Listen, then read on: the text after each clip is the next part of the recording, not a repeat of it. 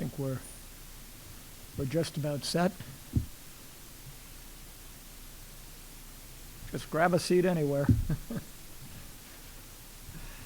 Okay, good afternoon, everybody. I'm Dick Morningstar. I'm the founding chairman of the Global Energy Center here at the Atlantic Council, and I want to thank all of you for joining us at our first Atlantic Council Nuclear Energy and National Security Coalition Roundtable. Before we begin, I'd like to thank Fred Festa for his generous support to our NNSIC programming. That's an awful acronym. we got to come up with something different than NENSC. But in any event, hey, it'll do for now. And I would also like to thank ClearPath, and particularly Jeremy Harrell and Spencer Nelson for ClearPath's generous support to the Global Energy Center's research on nuclear energy, and which funded the paper that we're launching today. And along those lines, I want to thank Bob Eichord and Bart Oosterveld for their job in putting this paper issue brief together. Right, Jennifer? You're looking concerned. That's why I was, Okay. And thank Jennifer Gordon, who really is the brains of this operation. So, Jennifer's really done a tremendous job since she's been here a year ago in putting all of this together. My background, some of you may know, is more on the geopolitical side, particularly in Europe. But for me, it's getting back a little bit to the nuclear world. I was involved in the task force and so forth, and very much involved in the last couple of years here. I actually represented Northeast Utilities on nuclear power plant licensing, which was not always a lot of fun. This was back literally 45 years ago, which shows you how old I am. But it's been good to be very much involved with with the program here. Coincidentally, I just returned from Europe last week and was in Vilnius for DOE's ministerial on their Partnership for Transatlantic Energy Cooperation, which is geared mainly towards looking at Central and Eastern European energy security. But nuclear was a major part of that. In fact, Ted Jones, who's here, moderated the nuclear panel in Vilnius. I moderated a panel on cybersecurity, but that also actually does relate, I think, very much to the nuclear area, and even more so as we move ahead. But Secretary of Energy Perry in Vilnius noted that we offer unprecedented energy choices for the world, especially for our trading partners and allies. And so we offer not just our LNG, but our civil nuclear capabilities and other technologies. I'll make one or two comments on the trip to Europe last week. First of all, there's a real break, I think, between Central and Eastern Europe and Western Europe on the whole nuclear issue. And the Central and Eastern European countries generally are very pro-nuclear and want to continue in that area. One part of that I found interesting in talking to some of the people is that Russian reactors they're very much open to in Central and Eastern Europe. And they actually they tell me anyway, they like the Russian design. And in the Czech Republic, for example, they're thinking about, we really don't want the Russians to build it, but we can take their design and fabricate it ourselves here and operate it. So that's an option that they're looking at. But it is of some concern that countries in that part of the world still seem to be very willing to work with Russia. The other point, and it relates, I think, to the whole national security area that we'll be talking about. The other thing I did find that in Western Europe, there just is little or no interest in nuclear, and I talked to a lot of people, and what what gets me is that even though they're pushing so hard for zero emissions, that just to get them to think about, well, at least start thinking about new nuclear technologies that could be safe, could be better from a non-proliferation standpoint, and accomplish what may not otherwise be able to be accomplished with respect to zero emissions. Then they sort of, no, I don't know, they don't jump on board on that, which is surprising. What they did, people, I had a dinner with more environmentalist types in Berlin one night while I was there. They did show a concern on the national security aspects or global security aspects on non-proliferation, and conceded, even though they don't think that it's really worth getting into the new technologies, which I told them I totally disagreed with, but that we need to work together with respect to proliferation issues and the like. So it was, this is something I think that we need to work on. And I haven't said that I think it's just naive to just reject out of hand doubling down on research with respect to new technologies, which can be so helpful from a clean emissions standpoint. But we'll see. We have to keep working with them on that. So I think that the report, the issue brief that is just coming out is timely, and the need for cooperation between the civilian and military sectors, as talked about in that report, is really important. I'll quote one paragraph, quick paragraph from that, and then turn it over to our keynote speaker. The U.S. nuclear power complex is especially important for the U.S. Navy and its development, operation, and maintenance of about 100 nuclear reactors. And one might add, small nuclear reactors in submarines, submarines and aircraft carriers. In the future, nuclear power sources may become integral to other services and commands, including the Army, Air Force, and new Space Command. The Navy and national security currently benefits from externalities generated by the activities of the civilian industry and the associated research facilities that it would otherwise need to procure. So we're going to hear today from two separate panels that will address the nexus between civilian and military uses of nuclear energy, as well as how both sectors can encourage innovation. So now it's my pleasure to introduce Margaret Doan, Executive Director of the U.S. Nuclear Regulatory Commission. Executive Director Doan holds the highest-ranking career position at the NRC, where she's worked since 1991 and has serving for 6 years on the staff of Commissioner Jeffrey Merrifield, who also served with us, by the way, on the task force. And the topics of our conversations today are ones that Executive Director Doan has worked on and holds dear, and it's an honor to welcome you and invite you to the podium. So thank you.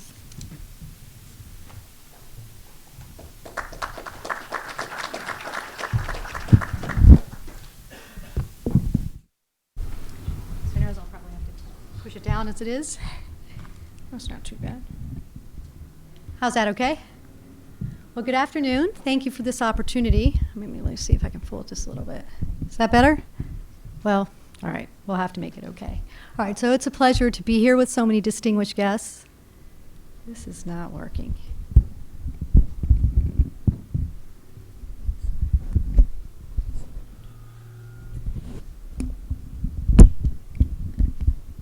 Is that better? Okay. So it's a it's not working. Okay. So it's a pleasure to be here with you, and I don't think this is working. But can you guys hear me okay? All right. I think that I'll just speak loudly, and you tell me if you can hear me in the back, okay?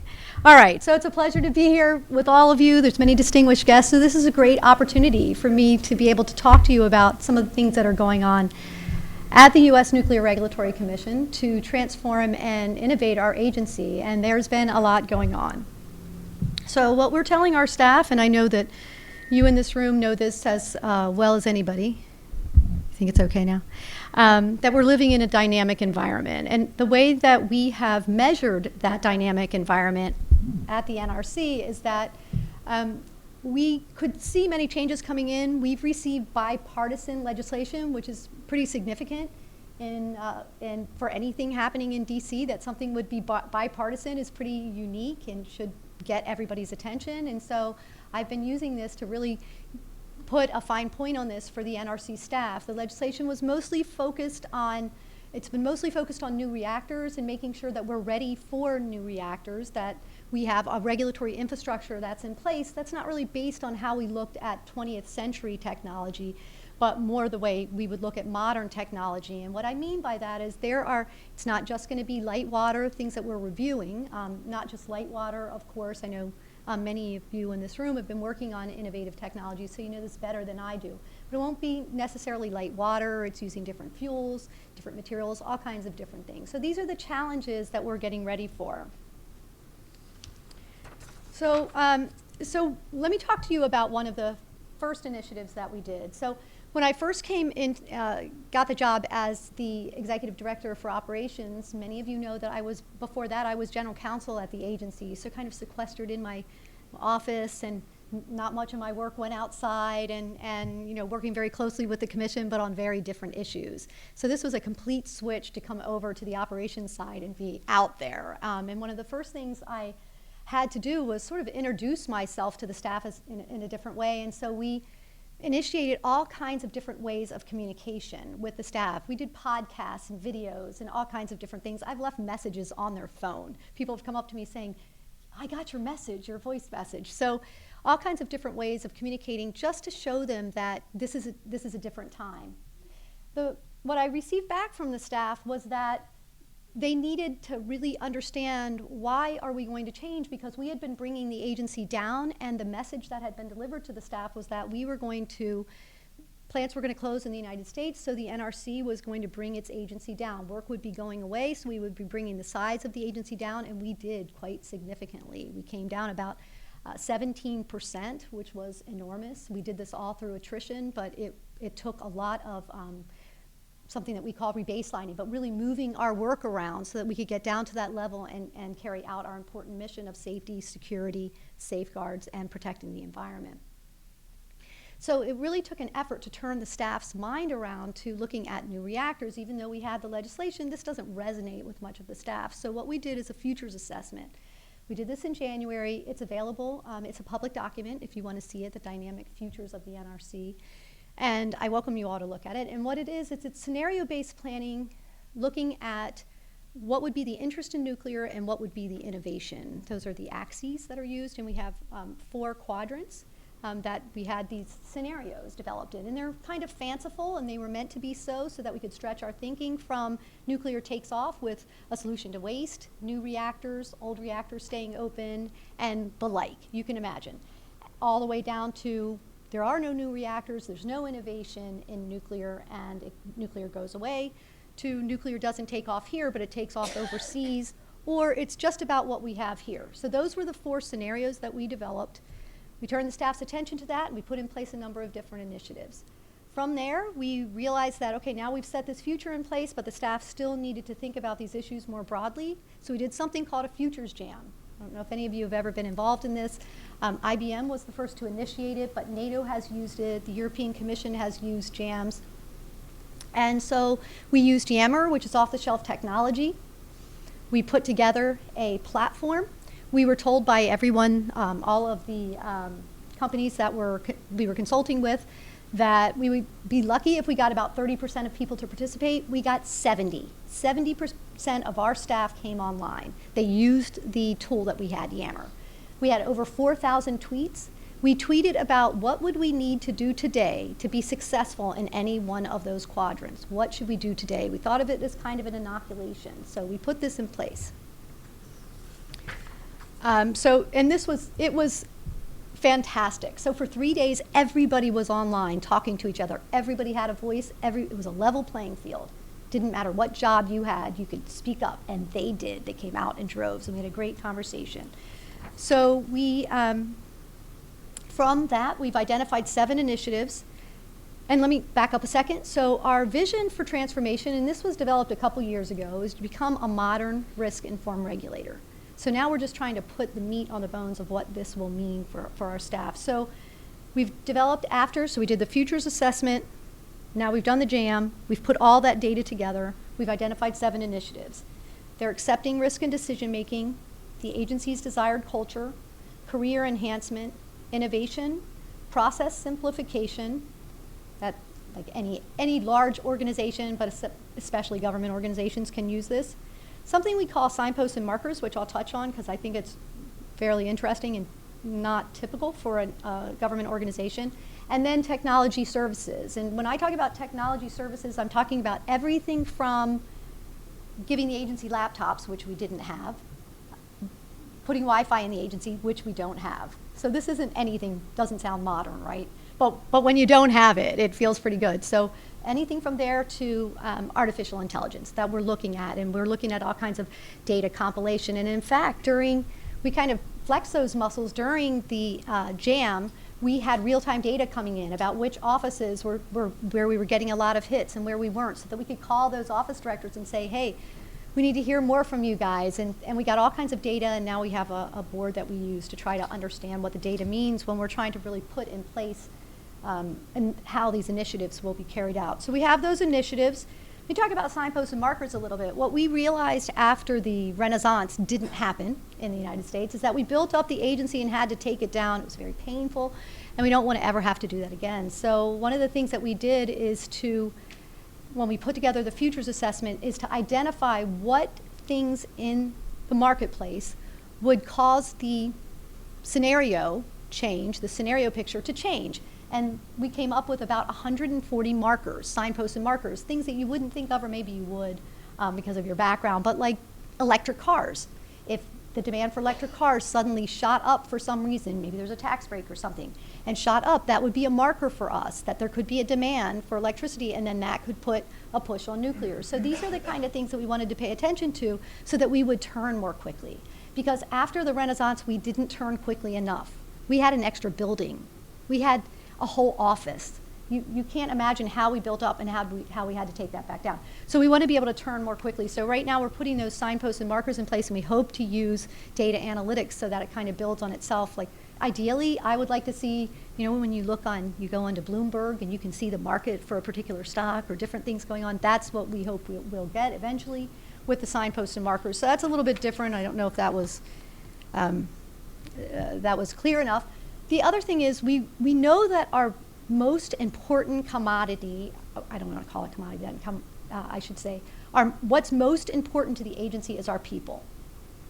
Commissioner Gaffigan, I don't know if any of you knew him, but he was always so proud to talk about the PhDs that the NRC has and how smart we are and how deliberate we are and how hardworking, and that hasn't changed. And when you transform, that's the one thing you don't want to change. What's really good about your agency and what's really good about the NRC is our staff. So that's why career pathing and some of these things in the initiatives have to do completely with staff. Staff telling us, we're so confused. We were told, the agency was going down. Now you're telling us the agency's going to be working on new reactors, and we really need to understand what our path is. Also, what we learned is that within a few years, we'll have almost 50% of our staff that's ready to retire. So this is a real challenge for us because we have to make sure that we're double encumbering and that we have the processes in place. Transformational learning, competency-based modeling, all of these different things so that we will have the staff of the future. So it is a big challenge. Okay, let me turn a little bit to tell you what we're doing in the area of advanced reactors. So we have a number of things going on.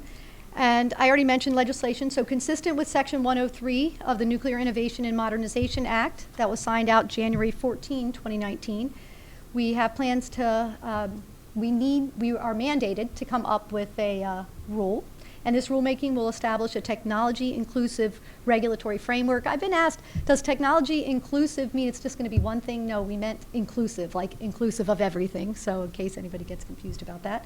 So it'll be an inclusive regulatory framework. We've also issued a number of papers to the Commission where we've tried to resolve discrete issues. So for example, we have the functional containment performance criteria for non-light water reactors. Understand what that is.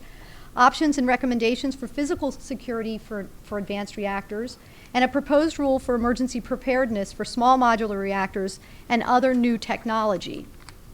Each of these papers take the position that if the source term is smaller and the risk profile is smaller, then the regulatory footprint could, commensurate with that better safety profile, could be different. And so our bottom line is that it will be adequately protective of public health and safety, common defense and security, but we're looking at new ways of thinking about this. And we also have new modeling and all kinds of data. We have 50 years of data that we didn't have when we were putting some of these other structures in place. Part 52 isn't that old, but it is fairly old. So now let me tell you about Clinch River. So Clinch River, the staff has finished all of its work on Clinch River, which is an early site permit. Because there was no precedent or guidance on the issues that it raised regarding the EPZ, we had to do this anew. So the request in the Clinch River proceeding was that we use a methodology where if an applicant, completely neutral, so because we're inclusive, it could be any applicant, if an applicant for a new small modular reactor, even non-light water if they were to choose, but even light water, were to choose this site, and they wanted to use a different EPZ based on a smaller source term and a lower risk profile, they proposed a methodology, and the staff very carefully, we reviewed this issue and approved a methodology that would allow them to do that. It's very important that you see the distinction that I'm not saying that at Clinch River there will be a smaller EPZ. What I'm saying is that there's methodology now available to an applicant who might want to use that early site permit for a specific EPZ that's different. So it's a methodology. The final environmental impact statement from the NRC staff was done April 19th, and the final safety evaluation report was completed in June 19th. The commission conducted a mandatory hearing on the staff's review of the ESP application, early site permit application, on August 14, 2019. And then they'll make a final decision based on the information that was provided to them in our paper and then also at the mandatory hearing.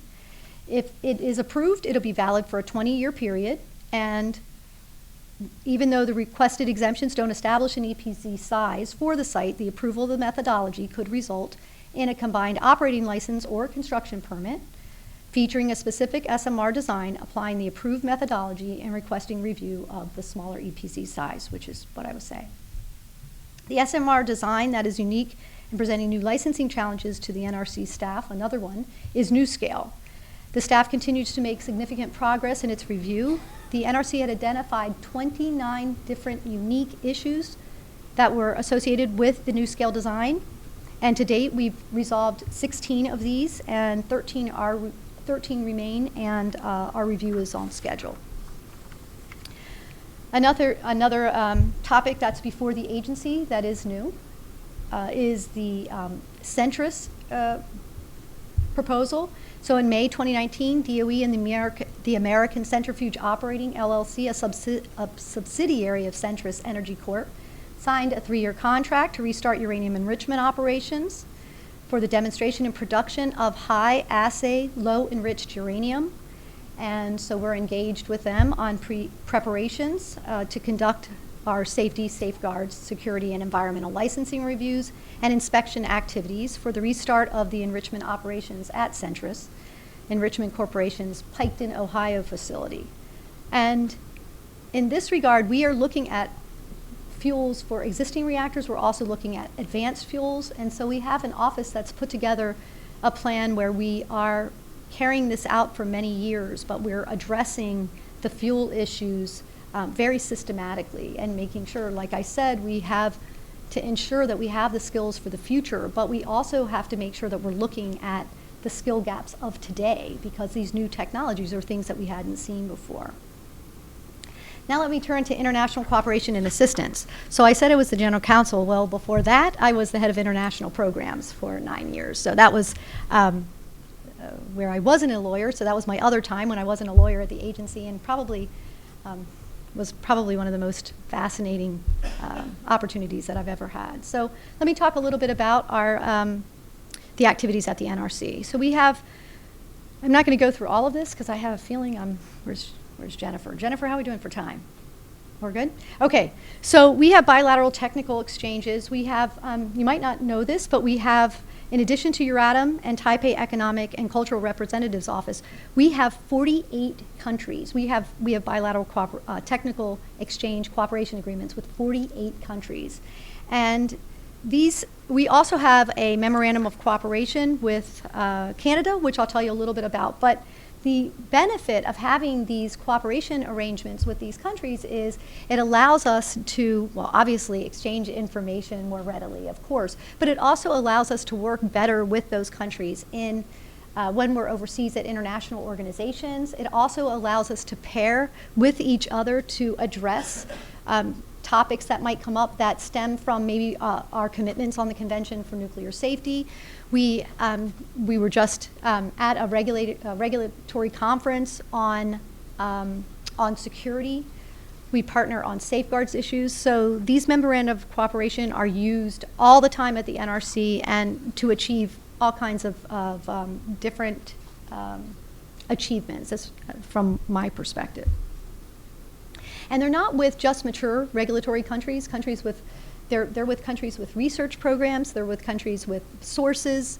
That's why we can do so many different issues. Some of them are just arrangements for research, combined research. The agency we put in, we like to say we put in about 10% of our effort and we get back 100% from other countries, so it's a very good investment. But these cooperative arrangements are very important to underpin all of that work. So now let me tell you about our Memorandum of Cooperation with Canada, because this is unique. This has to do with small modular reactor technology or advanced technology. We'll have to see because we haven't picked the technology that we'll work on. But we have a Memorandum of Cooperation between the US and Canada, and it was signed August 15th with the Canadian Nuclear Safety Commission, or CNSC. This MOC follows a Memorandum of Understanding that was signed 2 years ago, and it's the first of its kind between the two regulatory agencies on nuclear power development. Under the MOC, we're going to be developing an infrastructure needed to share and evaluate cooperative opportunities that best practices for the analysis of advanced reactor and SMR designs.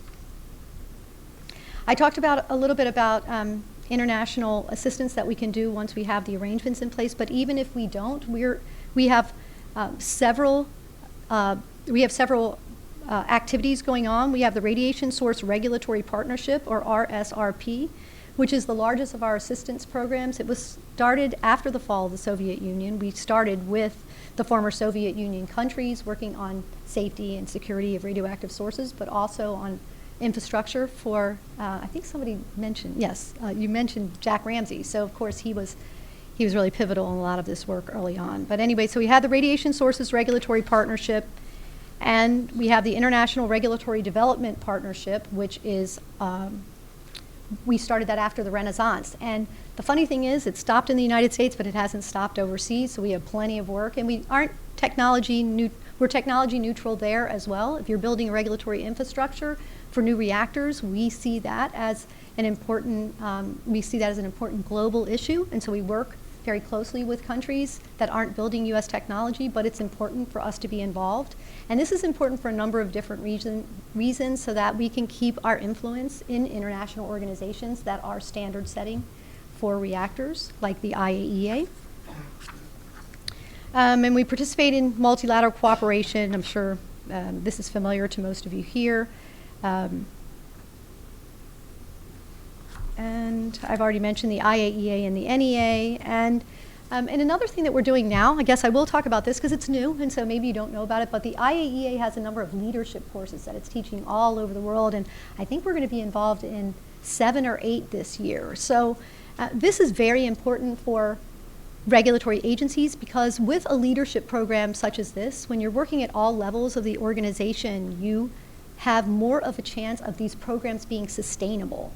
And so where one thing that might happen is you go over and you do workshops, which is very important because it does provide a lot of information, but it doesn't it's perhaps not as effective as having a touch on leadership so that the leaders can then teach the others. And you can talk about what a regulatory agency would need to go forward in capacity, it's human resources capacity, as well as technical capacity. So it's very important for sustainability of these programs. So, all right, so in conclusion, I went really fast through a lot of this. I hope it gave you a snapshot of the important work that's being done at the Nuclear Regulatory Commission. We're taking very seriously our mission, but also the role that we could play should there be a request to do a combined operating license in with new technology. Okay, so thank you very much.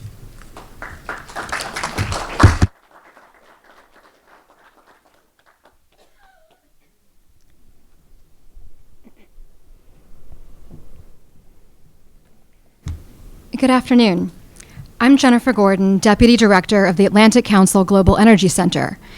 Thank you, Executive Director Doan, for framing the discussions that we are about to have today. Can you hear me? Is this working? Okay, great. So I especially enjoyed hearing you talk about the 4 scenarios that you gamed out and looking at options for making the successful scenarios actionable.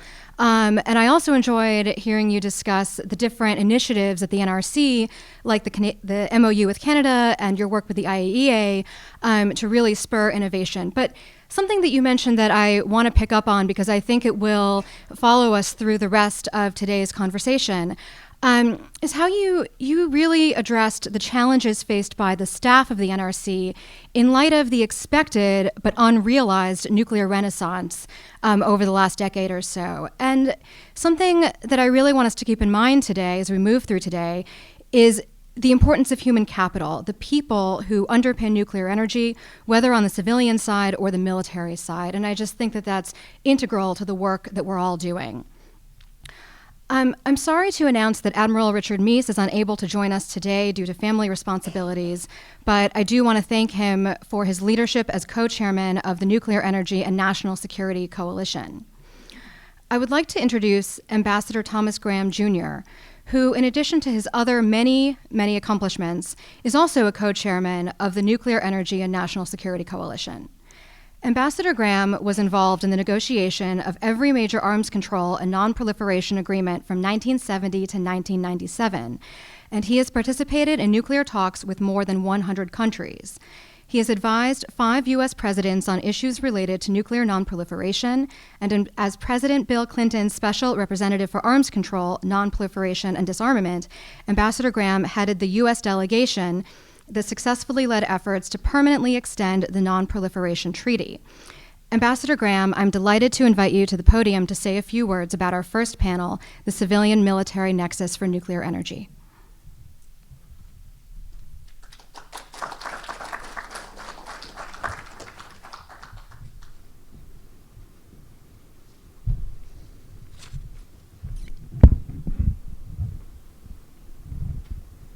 Thank you, Jennifer. Everybody here okay for that introduction?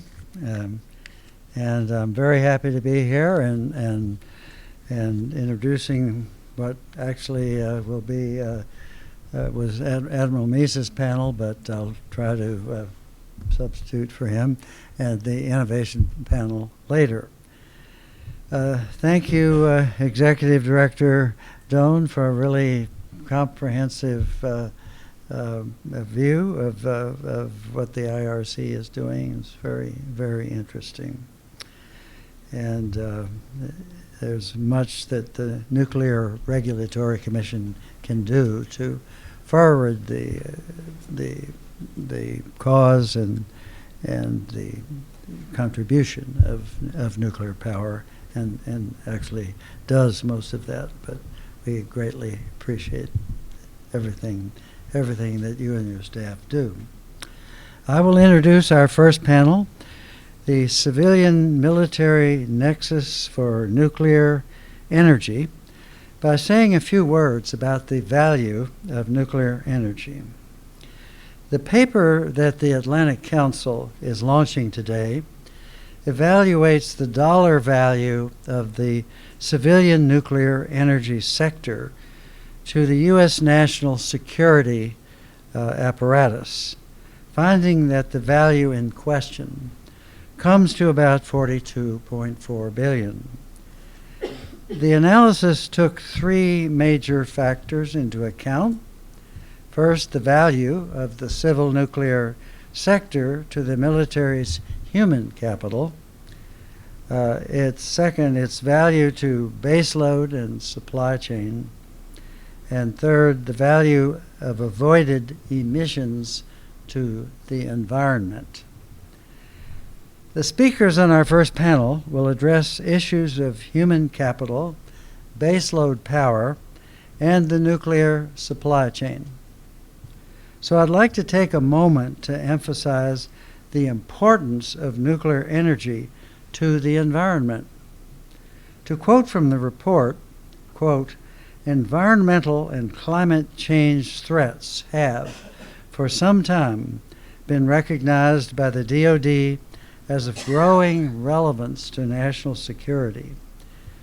The U.S. nuclear utilities are central assets in U.S. emission mitigation efforts, currently providing the largest source of U.S. carbon-free electricity at 55%. A full valuation of national security should estimate the cost of mitigating climate change and the problems caused by fossil fuel generation and its carbon emissions. And we should recognize, in all candor,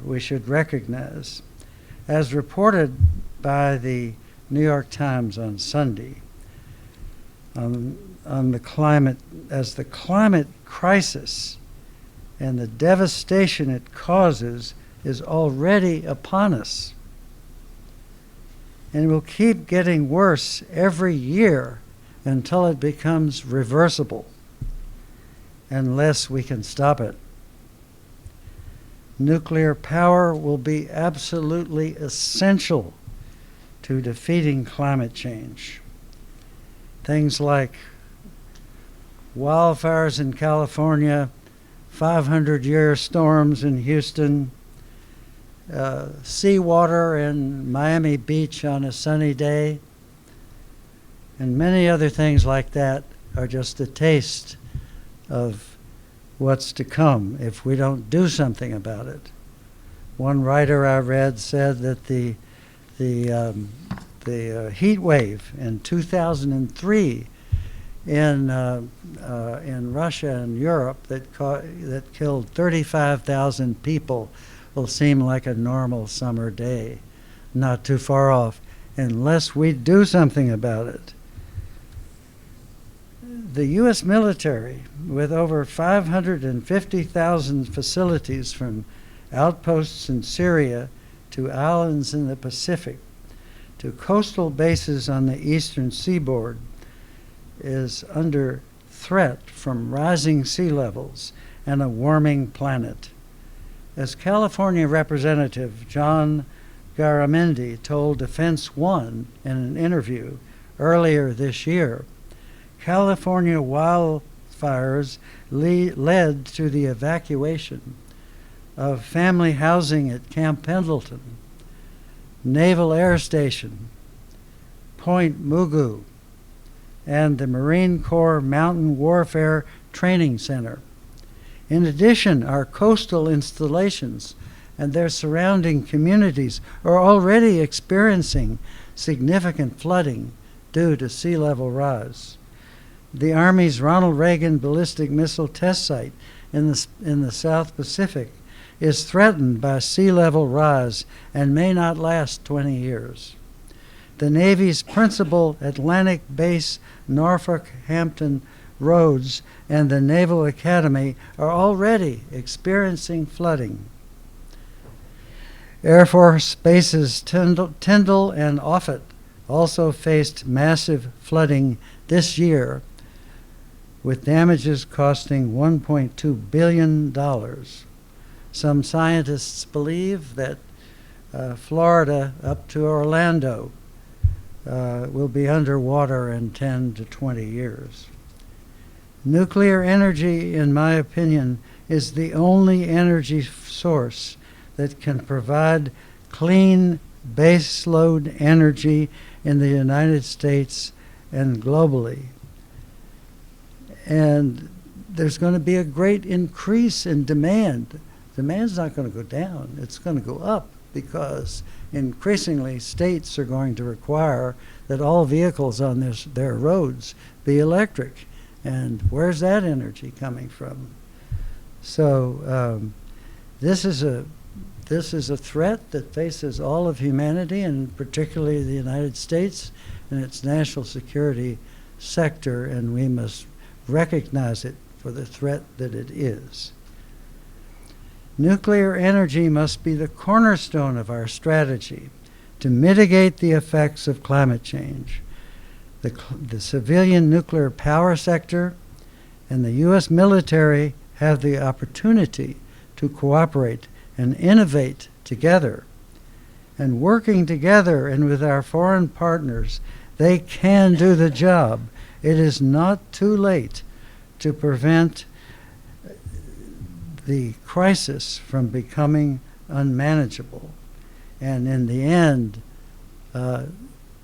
enable us to defeat climate change for future generations.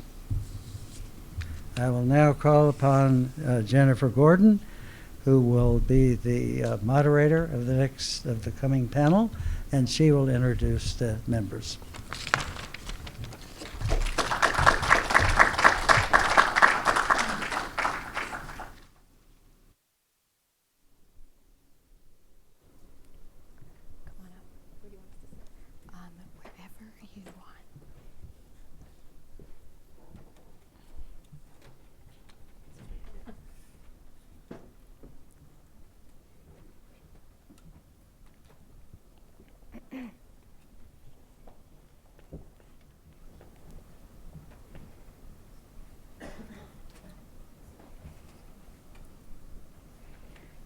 Thank you, Ambassador Graham, for your kind introduction.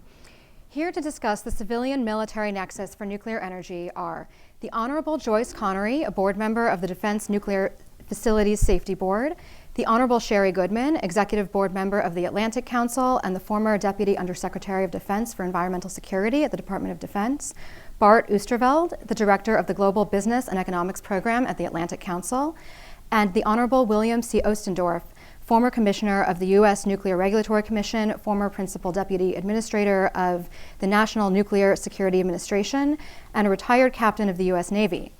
Before we begin, I would just like to note that Joyce Connery will be speaking on her own behalf, and her views expressed today are her personal views and not the views of the Defense Nuclear Facilities Safety Board or the U.S. government. Did I get that right, Joyce? Yes, thanks. Great, thank you. So, when the Atlantic Council launched its task force report earlier this year, titled U.S. Nuclear Energy Leadership Innovation and the Strategic Global Challenge, one of the takeaways was the importance of the civilian nuclear energy sector to the U.S. military, which includes the importance of the human supply chain from the military back into the civilian nuclear energy sector. This back and forth between civil and military personnel and material is something that we wanted to emphasize and continue to work on. And so today, we are celebrating the launch of the Atlantic Council's new issue brief entitled The Value of the U.S. Nuclear Power Complex to U.S. National Security. This paper uses economic modeling to determine what the U.S. military would have to spend if the civilian nuclear power sector disappeared, assuming that the U.S. military wished to replace the various components of the civilian nuclear sector. So Bart, as one of the co-authors along with Dr. Robert Eichord, you have talked about, on the one hand, the value of the U.S. civilian nuclear energy sector, and on the other hand, the national security apparatus. I'll be asking our other panelists to address questions about national security, but could you start us off by explaining how you defined the civilian nuclear power sector and the building block approach that you took in the paper? Yeah, thank you, Jennifer. And let me talk about a few things that we focused on and a few things we left out, just to I think it's important to also to outline the limitations of the analysis that we did and kind of put it in perspective. So we focused on 3 areas of analysis, most importantly human capital. This is an area where we were able to build some data from the ground up, a composite index of engineering wages that we then used as a benchmark to kind of set the price, if you will. If you were to go buy a bunch of nuclear engineers, what does that cost, and what's the value of that? So that was fun, and that's new work. Bob is the expert and the thought leader in this area, but another area of analysis was wave a magic wand, as economists can do, and disappear the nuclear sector, the civilian nuclear sector. Bob would tell me that's not how that works, but we went part of the way there anyway. What would it cost if you use combined cycle to replace part of that baseload over some reasonable period of time? So that's another part of the analysis. And then the avoided emissions have been mentioned. That's based on existing research by the Union of Concerned Scientists and others. What we wanted to do was get a number that is defensible, avoid double counting, and so a few limitations that we put on this analysis, put on ourselves. One is this is meant to be more or less a snapshot. It's easy to get to big numbers if you project a stream of economic impacts, over a generation, for example, and you discount the future economic impacts, you get to numbers that are quickly in the trillions. So the 42 billion, in that sense, it's on all these components of analysis, it was an effort to say, okay, well, if this were to happen today or over some reasonable time period, what would the economic shock be and a possible direction of budgetary impact for the federal budget? So it's a snapshot measure in that sense. The other is there are a number of things that are just really hard to quantify. There's some value to the U.S. having thought leadership in nuclear technology. We don't know what that value is. We don't know. One could posit that it's atrophying a little bit.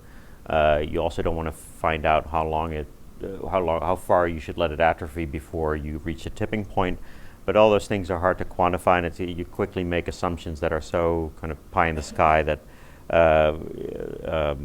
it no longer makes sense. And then there's things that are out there visible in the future but not tangible yet. There's the fact that plutonium is essential to deep space exploration, for example, and that has a value. There's a dollar number, but that it's not yet knowable. And then finally, there's a difference between analyzing the value of the nuclear civilian sector to the national security apparatus and what it does for the overall economy. And that second number is much bigger. The Brattle Group did a report on that several years ago. That's very insightful. So this is not the economic impact of the whole industry on the U.S. economy. That number is quite a bit larger.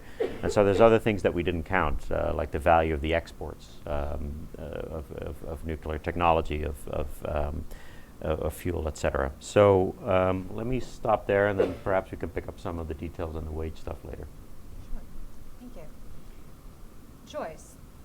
You've held positions at the highest levels of U.S. national security, from working with the national labs to shut down the BN-350 fast breeder reactor in Kazakhstan, to the Office of International Safety in the National Nuclear Security Administration, to DOE and on the NSC, and now, of course, serving as a board member of the Defense Nuclear Facility Safety Board.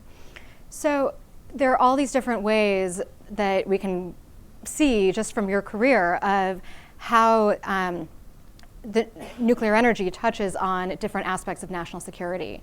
Can you speak to some of those different components? Yeah, absolutely. First of all, I want to thank the Atlantic Council for hosting today and for exploring this this topic. I know this has been a kind of a hot topic lately. Let's talk about the nexus between nuclear and national security, and I think it's important. I think you have to look at it in both directions, however. I think right now it's very interesting to the nuclear energy sector to look toward the military sector and look toward the military to be basically a leader, maybe a loss leader in this case, of new nuclear technologies because they see them as a customer. So there's a symbiotic relationship, I would say, between the nuclear sector and the civilian sector. And in my experience, I started out in the nuclear security world and then transitioned into more the nuclear energy, nuclear safety. And I would say I think the building blocks that you're looking at are interesting and tangible, right? The human capital impact of the nuclear sector on the military sector, the fact that our nuclear navy is entwined directly with our civilian nuclear apparatus, and potentially what does our nuclear navy do once they leave the nuclear navy? A lot of times they go work for either the Beltway bandits or not casting aspersions there, but either the Beltway bandits or they go to work for the nuclear industry because that's what they know. So there is a cadre of really solid expertise in that area that, again, if the civilian side goes away, what happens to the career aspirations of those folks coming from the nuclear navy? Does it have an impact on that?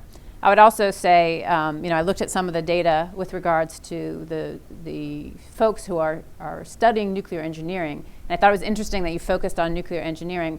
In my organization now, we see a shortage of health physicists, for instance, because they can actually go to the medical sector rather than stay in the nuclear sector. They have a little bit of diversity, and so they become more expensive in terms of being able to capture them for the nuclear industry. So I think you kind of have to broaden your viewpoint. And when you look at the folks who are getting degrees in our universities, where are they born? Are they U.S. citizens? Are they going to stay in the United States? Or are they going to take that technology outside of the United States? I think if you look at the supply chain, there was a very recent example of the supply chain in the military sector kind of having some problems, and that was the capacitor issue with our nuclear weapons program, which they just had a hearing on.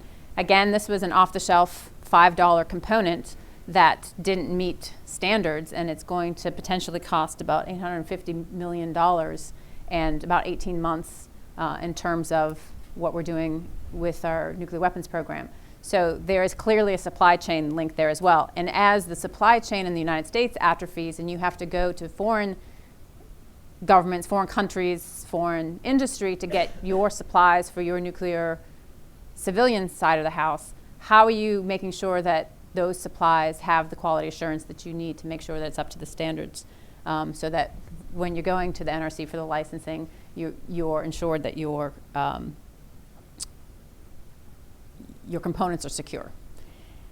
The last issue, the impacts, climate change, I think those are very big issues that aren't necessarily discussed to their fullest. I think that when we talk about, and I believe that the first speaker spoke about it, Ambassador Morningstar spoke about this, when the Europeans look at zero emissions, they're looking at wind and solar, and you might get to the point of providing light through wind and solar, but you're not going to actually produce energy in the capacity, in the amount that you're going to need for, say, air conditioning, in the issues of global warming. And then for those countries that need to electrify going forward, like sub-Saharan Africa, they're going to need, even if they skip over industrialization the way we went through industrialization, they're still going to need significant amounts of electricity to have industry, to have a workforce. Otherwise, you're going to see a lot of migration, and I'm sure that Sherry's going to talk about that when she speaks about that, is the impacts of climate change on national security in terms of human migration and impacts that are much broader. And just to close it out, since you started with the BN350 fast breeder reactor in Kazakhstan, which was kind of my first nuke job, it's a lovely little reactor that did two things. Well, it did three things. It produced plutonium for the Soviet Union for the weapons program. Didn't get used. It kind of stayed in Kazakhstan for a while, and I think you'll remember we had to deal with that from a security standpoint. The second thing it did was obviously provide electricity. The third thing it did was desalination. And the future problems that we're going to be facing with global warming have a lot to do with water usage, and there's going to be a big need for that, and that's very energy intensive. So I think when we look at what the costs are for not moving forward in nuclear, whether it's keeping the reactors we have going, developing small modular reactors for midterm and near-term replacement costs for coal, or investing in advanced nuclear. The costs are significant when it comes to being actually advancing security globally. Thank you, Joyce, and that's a terrific way of setting up Sherry's remarks.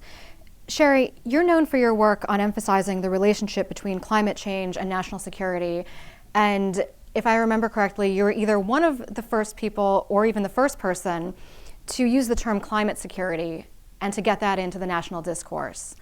So, given that, can you talk about how you see nuclear power playing a role either in mitigating the effects of climate security or in leading us to a stronger national security? Okay. Sure. Thank you, Jennifer, and thank you, Margaret, for your very nice opening remarks, and Tom, Ambassador, your leadership here on this, and of course, Ambassador Morningstar and Jennifer. Very pleased to be here with the Atlantic Council team. But I am actually getting frozen out up here, so can somebody on the staff turn down the air, make the air conditioning go off a little bit? I think dial is somewhere up there for one of you guys. Okay. So, my professional history with this subject goes back a long way, although I've spent the last decade and a half working on climate security, including with former Navy Admiral Skip Bowman, Rickover's successor, former head of NEI, nuclear submariner, on my military advisory board, where we coined the phrase threat multiplier to characterize climate risk. I actually was the Senate Armed Services Committee staffer overseeing the Department of Energy's nuclear weapons complex in the 1980s for Senator Nunn, when all the nuclear weapons complex facilities, reactors, and processing plants shut down, and we drafted the legislation that created the Defense Nuclear Safety Board, which Joyce now leads. And she has advised me they've just celebrated their 30th anniversary, so which is quite a feat. We had, of course, Senator Bingaman was on the committee then too, Ed McGaffigan, who later became an NRC commissioner, very dear and committed man. So a lot of great leadership from that committee in that era. I should also note with that I spent 8 years as the first Deputy Undersecretary of Defense for Environmental Security, when my career went from kind of weapons to waste, cleaning up in the Department of Defense in the 1990s.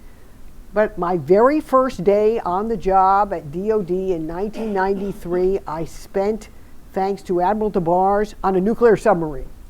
So got right in there in the nuclear mix for our nuclear Navy.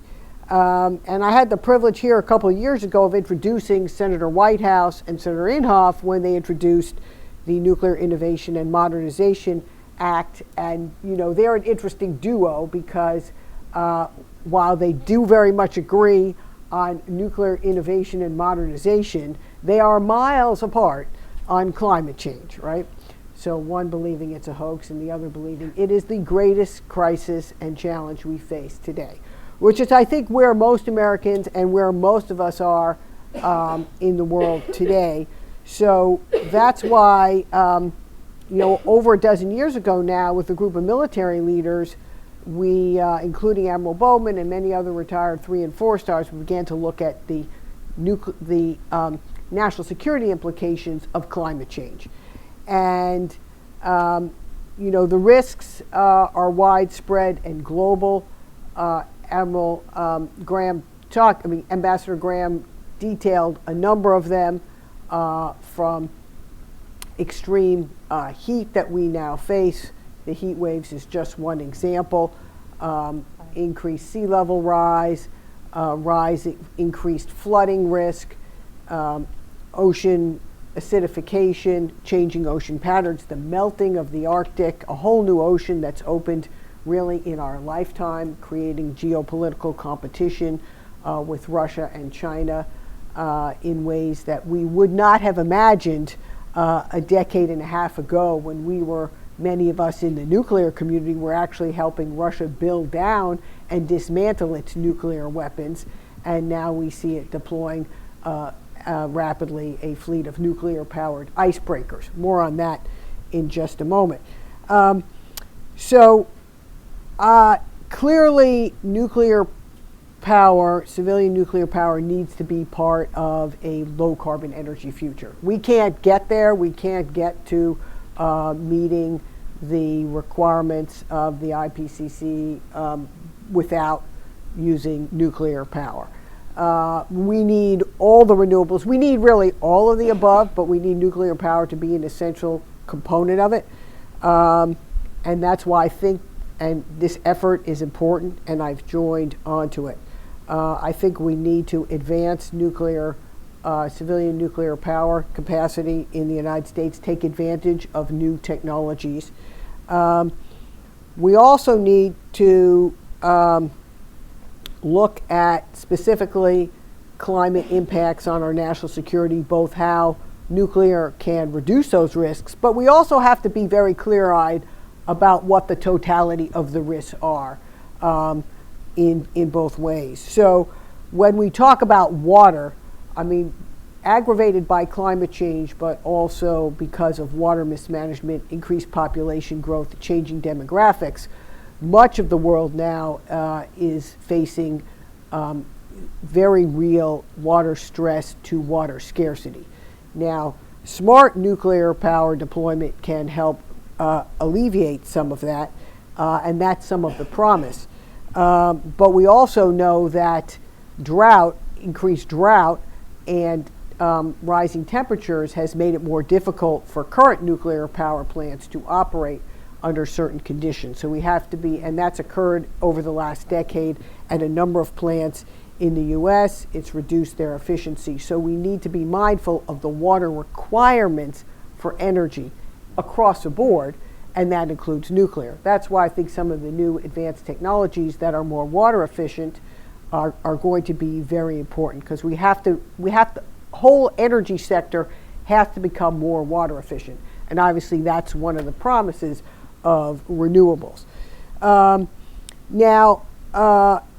We face, as Ambassador Graham noted, a lot of the military bases in the U.S. are now suffering damage from extreme weather events, hurricanes, and flooding. From Tyndall Air Force Base and Camp Lejeune in North Carolina, Tyndall in Florida, each took estimated $3 billion worth of damages in the hurricanes over the last year. Offutt Air Force Base in Nebraska from flooding, the same. So these extreme weather events are affecting our critical mission capability. So as we change the energy mix, both at our military facilities, to be able to island them from extreme weather events, we have to consider whether nuclear is an opportunity, and I think in some cases it could be, but there are also risks, because nuclear power plants also have faced shutdowns from extreme weather events, floods, and fires. So we need to account for the risks on both sides, and that's why I think there's some interesting work that's been done also with the Council on Strategic Risks, and looking at the nexus of climate and nuclear risks. Theo, I see you back there.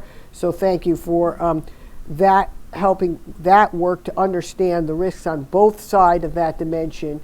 And then finally, I'll say we also have to be mindful and figure out long-term how we manage the waste. I know that's not the subject of today's discussion, but we have to figure out, get a resolution on that.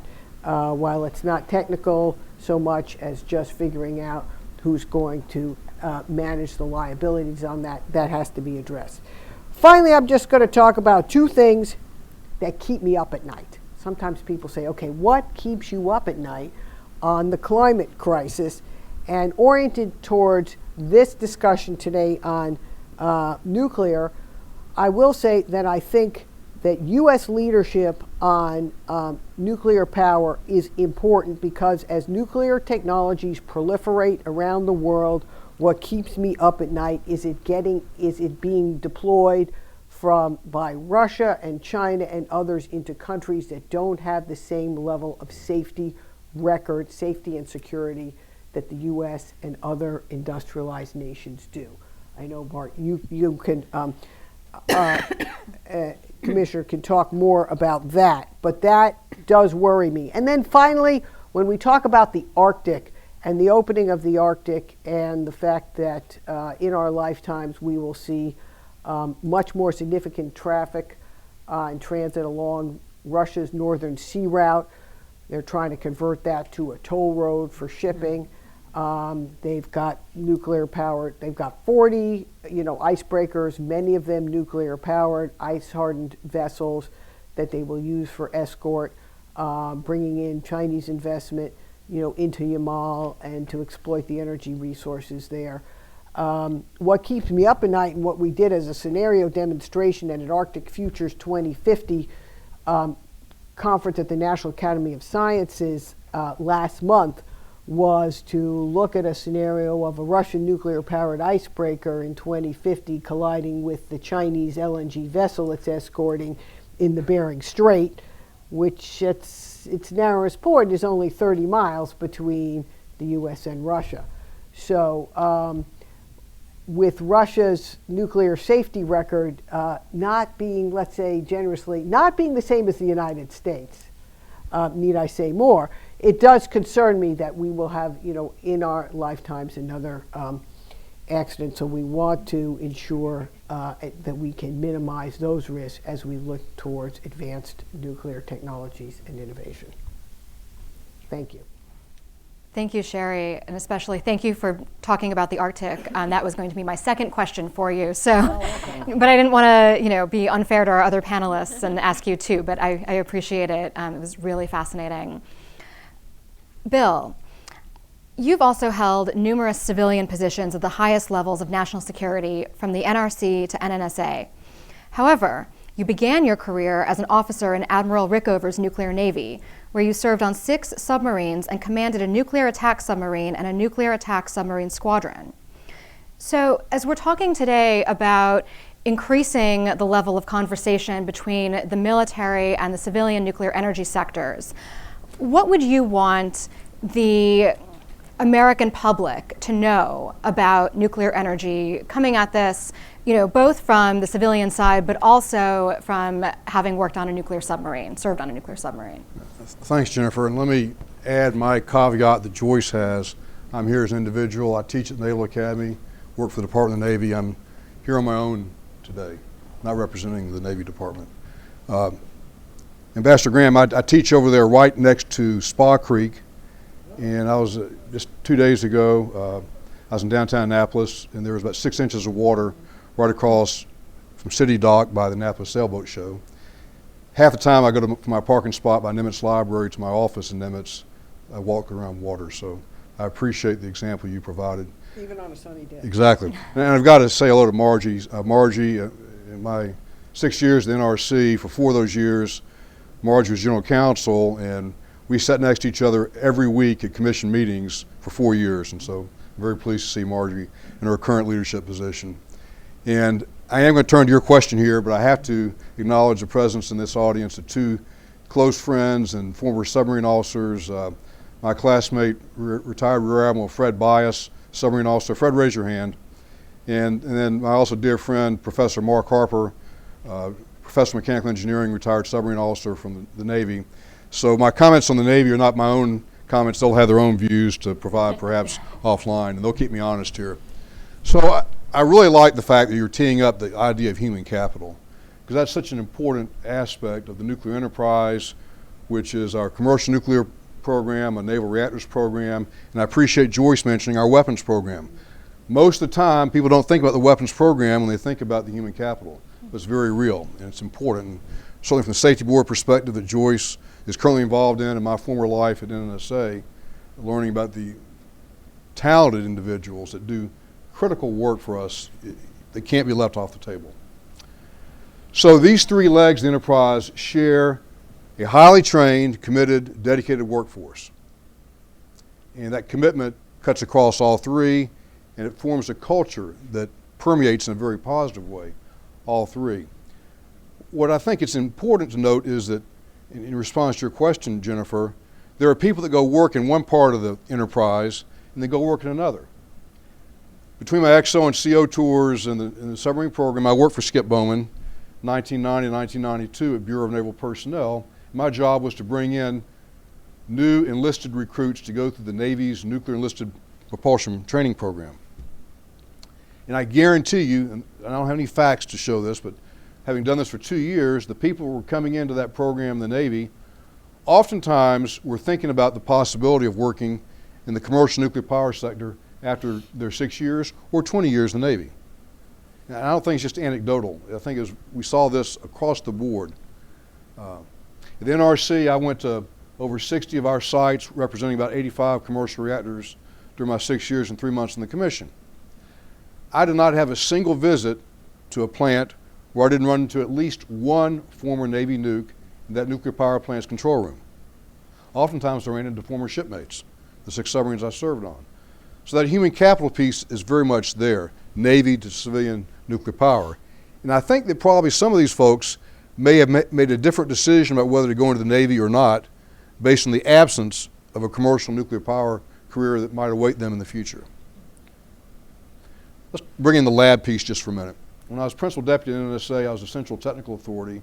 So any nuclear safety issues that came up in the complex, I was a senior fed that had to get involved in dispositioning issues such as crit safety. And we won't go into details of these events, but I saw crit safety at NSA, criticality safety on board nuclear-powered submarines, crit safety at the NRC. If you look at the nuclear fuel services, I see Scott Koppel here, BWXT in the back, good friend, worked with me at NSA. The fabrication of highly enriched uranium for our nuclear-powered warships has key safety considerations. And so some of the same people dealing with this at NFS Irwin, Tennessee, or at the Waterford Nuclear Power Plant down in southern Louisiana, or fill in the blank, they all share a common background. And so I think it's that cross-cutting human capital piece that we cannot forget, and it's so important to how we look at what might happen if that commercial nuclear power industry continues to decline as we go forward. I'll stop there. So I think we have time for 1 or 2 questions. Yes, please. And wait for a microphone, please. And also, please state your name and affiliation.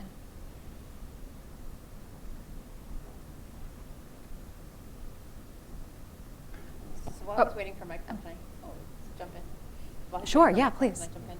So I just want to make a comment about something that Bill just said about the importance of the human capital, and something that Margie said about 50%, think of that, 50% of her workforce is going to retire.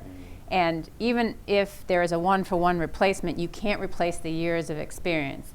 And when you speak about something like criticality safety, that is an art, not necessarily a science. And the more experience you have, it's incalculable how much of a difference that makes. So it's not just that you're worried about the human capital, it's can you transfer that knowledge, and are the folks that are coming in after the folks that retire, are they going to be able to and willing to stay in the industry long enough to get those skill sets? Because you're also talking about a workforce that doesn't have the same longevity within a specific job that perhaps we've had before. So I just wanted to make that point while you were getting your microphone. Sure. Hi, Andrew Patterson with Environmental Business International. Let's stay in that Jeopardy category, Joyce, on human capital.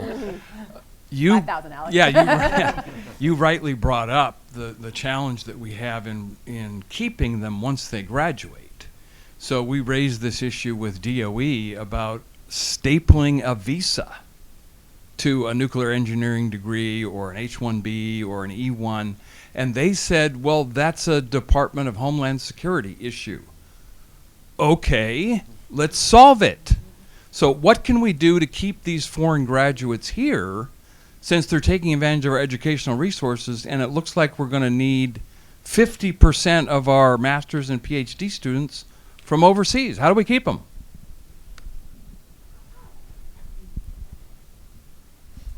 Anyone would like to answer? I feel like we're talking. We're having a conversation. One thing go I'll ahead. say, maybe it's it doesn't directly answer that. I don't know the answer to your question. How do we keep them? I don't know. But what I can say is the Renaissance has been brought up now a few times, and in terms of labor economics, that was a spectacular head fake, in the sense that a lot of people went into this field, and so that was surprising in the data, and just the finding that the market, the labor market does really respond to the plans of the government and of the civilian nuclear engineering sector, and the expansion or contraction plans. Like the people that study in these fields are paying a lot of attention to that, and so there is a crop of nuclear engineers at the master and PhD level that went to study in the assumption that the nuclear renaissance would happen. And so that I find that you can say that's a silver lining. So the market is responsive, and you know, that's something that's data we can use and build on. So I do have an answer for you, and I think it has to do, I'm going to punt it to the civilian sector versus having it be a government solution. So first of all, folks have to want to stay. It's not necessarily a visa issue that causes them to leave. It's that maybe they came over here with the intention of building up their skill set and going to China, where there's a lot going on in the nuclear field. But I think our next panel, I'm looking at Rachel and others in the back, if we are innovating here in the United States, we will attract people to stay in the United States and to work in that field. I mean, that's where our advantage is. It's in innovation. It's in the next generation of nuclear technology. I won't go into the whole export control saga of the challenges we've had in the past, but a lot of the times there have been companies that have been willing to give away some of their intellectual property in order to build reactors overseas, and you would say, why? So they can sell them services later. That's part of it, but it's also because they were betting on the fact that U.S. innovation would have them surpassing that technology anyway, and so they wouldn't be in that same technology do loop over and over again.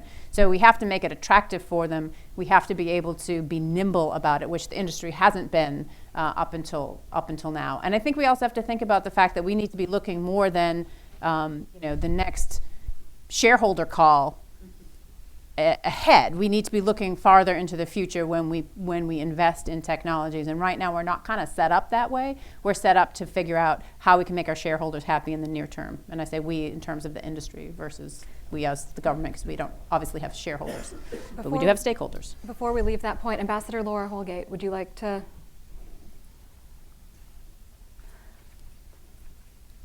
Thank you. Well, I'll give the answer I thought Joyce was going to give, because I think somebody needs to give it, which is that a serious government policy and promotion of nuclear energy will include those kind of cross-agency connection points that you identified, Andrew. And I think one of the hopes of the Atlantic Council report and process in setting up this center is, and I don't want to minimize it by this, but by sprinkling some national security dust on the nuclear energy problem, that it'll be easier to get that cross-agency commitment.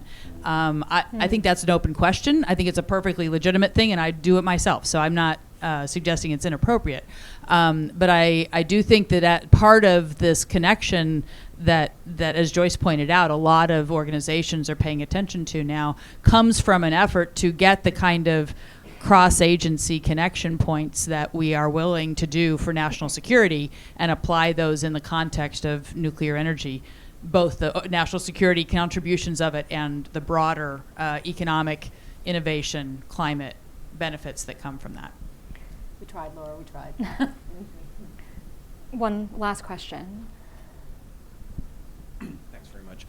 Stephen Dolly with S&P Global Platts. Following up on Margie Doan's excellent comprehensive overview of the actions NRC is taking to be prepared for advanced and non-LWR applications, I'd like to ask the panel, what more, if anything, do you feel the agency and maybe the federal government writ large should do to prepare for possible licensing and deployment of such reactors, or is it especially micro reactors, or is sort of basically on track and just keep doing more of the same?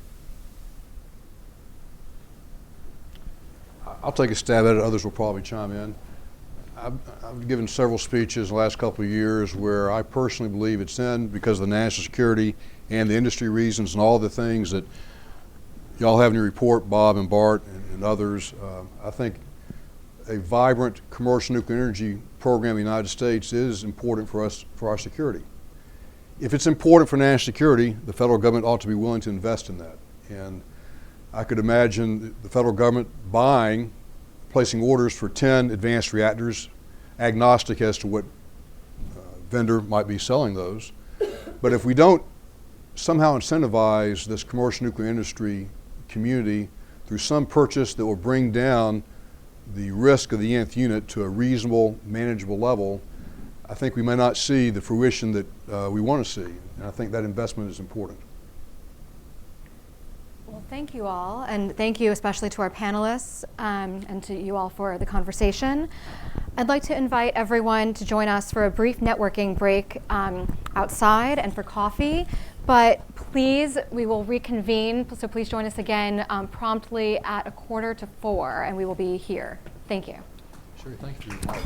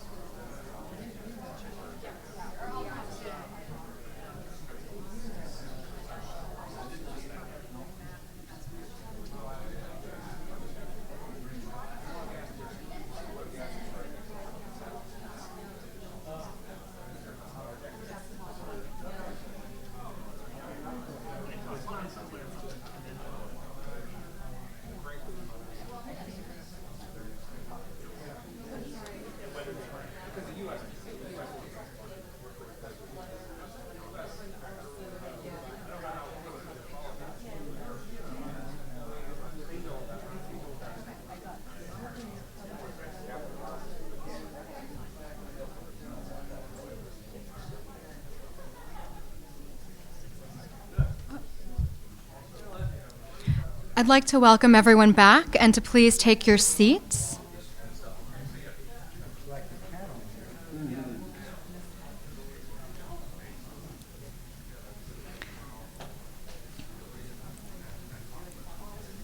We are almost ready for our second panel to begin, so please take your seats.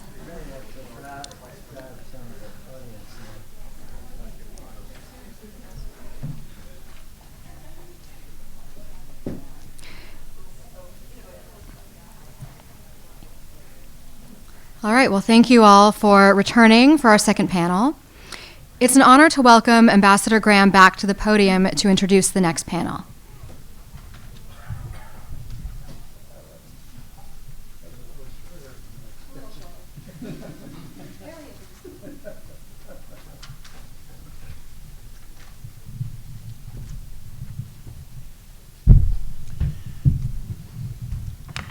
Good afternoon. I think actually the previous introduction was good afternoon, so I should say something like good continued afternoon or something of that nature. Let us now turn our attention to innovation and how the civilian nuclear energy sector, both government and corporate, and the U.S. military can facilitate the breakthroughs necessary to bring nuclear power into the position where we want it to be, where it really can fully realize its capability in saving this planet. Nuclear power innovation is in essence a global aim.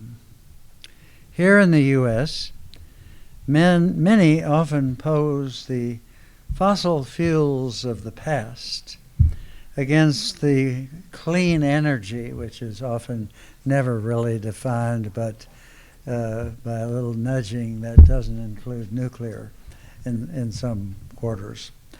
I remember when the Green New Deal was announced, AOC, who I agree, well, I better not try her whole name because I'd get it wrong. So I'll stick with AOC, who I greatly admire in many ways. She read out on national television a long list of what the Green New Deal meant. And it meant this, means that, and she came to learn it does not mean nuclear power. And Senator Markey, who was standing right next to her, took her arm and pushed it back, and he said, no, it has to include nuclear. So you never know. He has a long reputation of not being particularly positive toward nuclear power, although he always told me he was for safe nuclear power. But he never defined what safe was. But anyway, things are changing. We're getting more allies than we had before from sometimes unexpected places. But in nations like China, India, Russia, South Korea, Saudi Arabia, Eastern Europe, and significant parts of Western Europe, such as UK and France, have recognized nuclear as having the key role in controlling global carbon emissions. Nuclear power defines a core part of the effort to replace carbon energy in those countries. It should be the same here. There's no reason why it shouldn't be here. We invented it. Why can't we stick with what we invented? It was the right thing.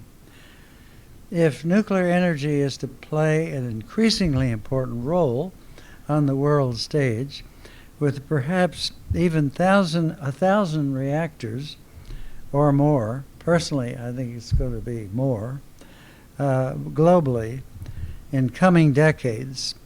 Now, some people say by mid-century, but I think there's an increasing scientific consensus that if we want to win this battle, and by win I mean stop further damage and keep us from going to +4, we're going to have no emissions by 2040, not 2050. That's increasingly seems to be the view, because climate change is moving much faster than the scientists, most scientists thought. I mean, in a sense, the climate deniers were right. The scientists were wrong, but they were wrong in the wrong direction as far as they were concerned. It's coming faster than anyone believed. But it's very important that as we invest our efforts in innovation now, that we ensure that these many hundreds at least new reactors follow the highest possible safety rules and observe the most effective non-proliferation standards.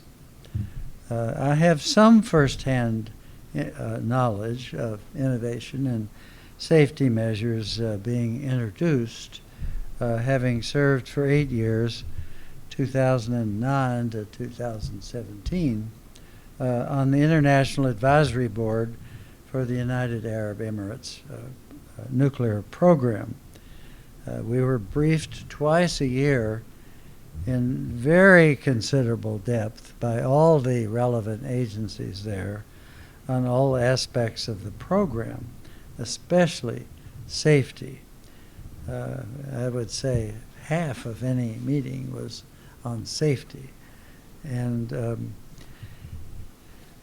with these experience, and of course they were introducing innovations in the Korean reactors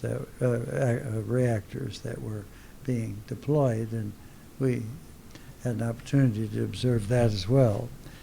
With these experiences, I can see the potential. One can see the positive potential that the new United Arab Emirates nuclear program holds for energy, civil society, and the environment. Now, it's true that it hasn't been fully realized. The reactors are, in my opinion, very, very well built, and the safety measures there are at the world's highest. Many of the people at the top of the regulatory agency in the initial years came from the NRC, but they haven't been able to recruit the a sufficient operator force yet to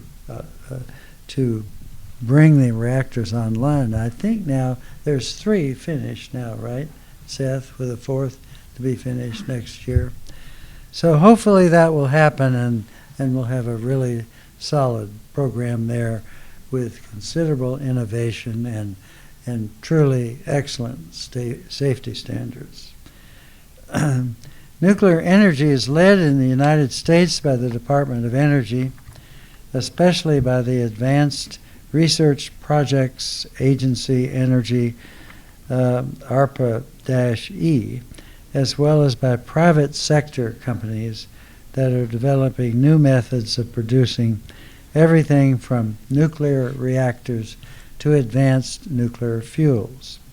As in so many technological breakthroughs, from duct tape to space technologies, the U.S. military is the first use case, because they have to deal with the real world, unlike the rest of us can just write things, in our study and think about them a little bit.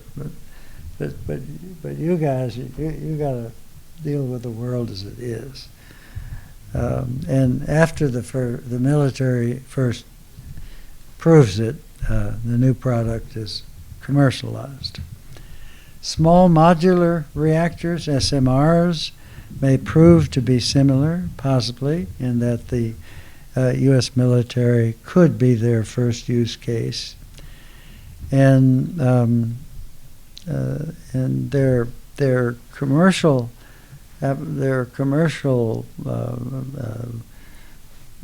application will create a strategic value for the United States, not just here, but in terms of strategic exports, where maybe we will again be able to compete with the Russians and the Chinese and so forth. So an international market, the national market as well as the international market, could have important national security implications. Successful innovation depends on regulatory frameworks, good policy, and great ideas. So I'd like to invite Dr. Matthew Bowen and today's second panel to the stage. Dr. Bowen will introduce the panelists and they will address the role of innovation in the civilian and military nuclear energy sectors. Invite you, you members, up to the stage right now and tell us more about these interesting ideas.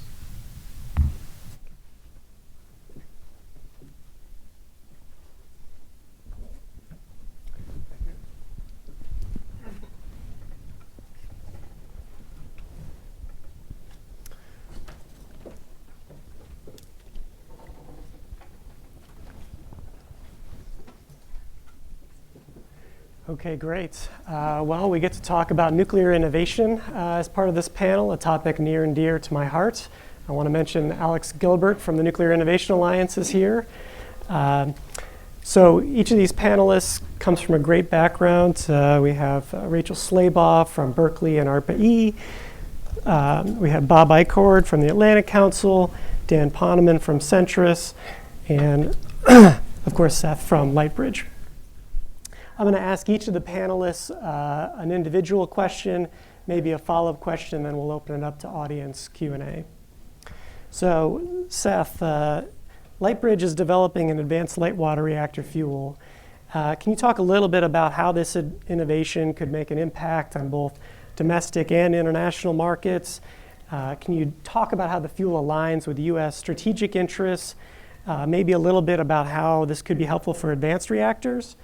And finally, how do you see public-private partnerships in the United States leading to innovation versus efforts by state-owned entities abroad? Well, thank you, Matt.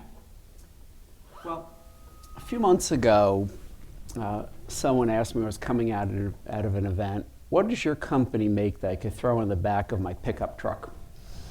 And I didn't have that good an answer because I'd shown this image of a drawing of what we're going to make of these advanced nuclear fuel rods that we developed and we're working on with our partner Framatome, that will bring improved economics to the existing fleet and new reactors through power uprates, through longer fuel cycles, as well as safety and enhanced proliferation resistance benefits. But that didn't impress them very much. But what we've just done is we've actually now, for the first time, produced full commercial length 12-foot fuel rods using surrogate materials, and we'll move on towards producing these with high assay, low enriched uranium. And there are meetings this week with the utility, very technical meetings that will be the first to demonstrate one of our fuel rods in a commercial reactor in the US. And we produced both 6-foot length for a new scale type small modular reactor and 12-foot that we'll need for the commercial large existing reactors. And this is the first time we're showing this publicly, and we'll put some out online. But this is an image, actually, that looks quite like that, but I think a little prettier, of a segment of one of the 12-foot rods we just produced. And today at the Trans-Valor Conference, nothing against Washington, D.C., but the Trans-Valor Conference on the French Riviera, one of our colleagues, Alexis Gaillac from Framatome, is actually presenting the computer modeling that led to producing this physical rod, and now the physical rods are going through examination that will inform the next computer model, et cetera, through this US-France collaboration that is leading to the commercial product. And some of the points that relate to your question are that for the existing fleet, the improved economics from this fuel will help keep some reactors operating, we expect, that otherwise might have closed down. And as Bill was saying on the previous panel, that's very important for people going into our Navy programs to know there are jobs waiting for them in the commercial sector when they leave. It will also help improve the economics of new large reactors that are built, justifying their economic case. And also for the small modular reactors, that's why we have an MOU now with NuScale. That's why we demonstrated producing NuScale length fuel. And the small modular reactors are really a wave of what's coming, as Margie Doan from the NRC said a little earlier in the program. That's really where a lot of the focus is now at the NRC, at what's next. Our government is helping our industry compete against Russian and Chinese state-owned companies, and that is very relevant to our national security. I remember at a conference, I think it was in 2010, when I said that Russia had just announced a contract to build nuclear power plant in Turkey, and that hundreds of Russian personnel were going into Ankara, into ministries. And what could go wrong? Now, that's not to say that everything that's happened since in Turkey is related to that, but there are connections that Turkey now has a strategic reliance on Russia and not on American vendors for important energy programs in Turkey. And we need to focus on these types of lessons around the world. This light bridge fuel will use high assay, low enriched uranium, which is relevant not just for our fuel, for existing and future reactors, but for most of the advanced reactors that are being developed. And if we don't have a near-term, large-scale commercial use of high assay, low enriched uranium and metallization of that high assay, low enriched uranium, there won't be that supply for the advanced reactors that are being developed. As Joyce Connery said on the earlier panel, desalinization is very important, and large and small reactors are being looked at around the world to provide the electricity for reverse osmosis for desalinating water. Another point relevant to your questions, using, say, NuScale potentially with light bridge fuel as an example, is the advanced reactors, advanced technologies need someone to go through the NRC first.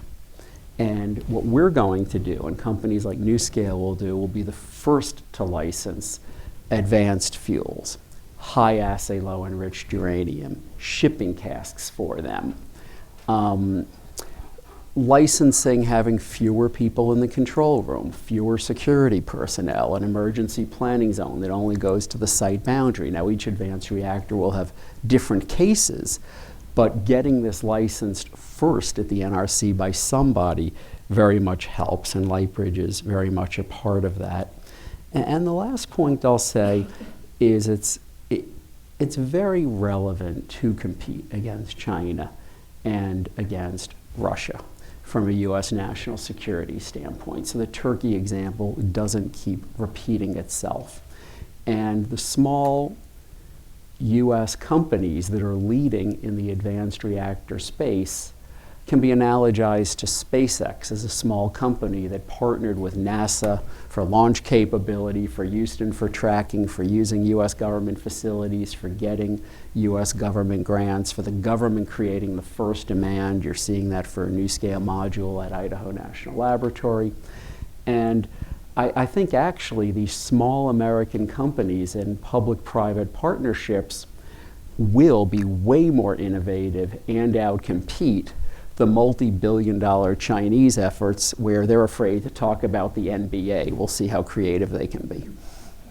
Okay, SpaceX, I like that analogy. So Bob, you are a co-author of this issue brief we've been talking about today, and I want to ask you what you think in terms of future innovations in reactor space, microreactors, enrichment, and any other nuclear technologies that might affect the military sector in particular. Can you talk about ideas, concepts out there that could be particularly disruptive? Maybe a little bit about the international strategic and U.S. foreign policy implications of new nuclear technologies, especially SMRs? Thank you, Matt. That's a big load there, a lot of questions.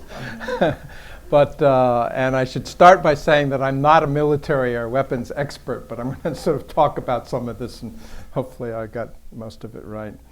I come mainly from the foreign policy and international energy side. So some of my comments come, of course, from the work with Dan and others on the U.S. Leadership Task Force, which considered these issues in quite detail.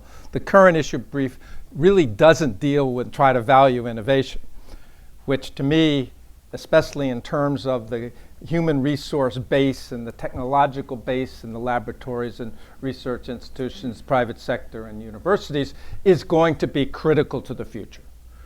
And I think that's where we need a healthy and strengthening resource base. That's part of what's being called the, sort of the national security innovation base is so important in the future. So I'll just re-emphasize that point.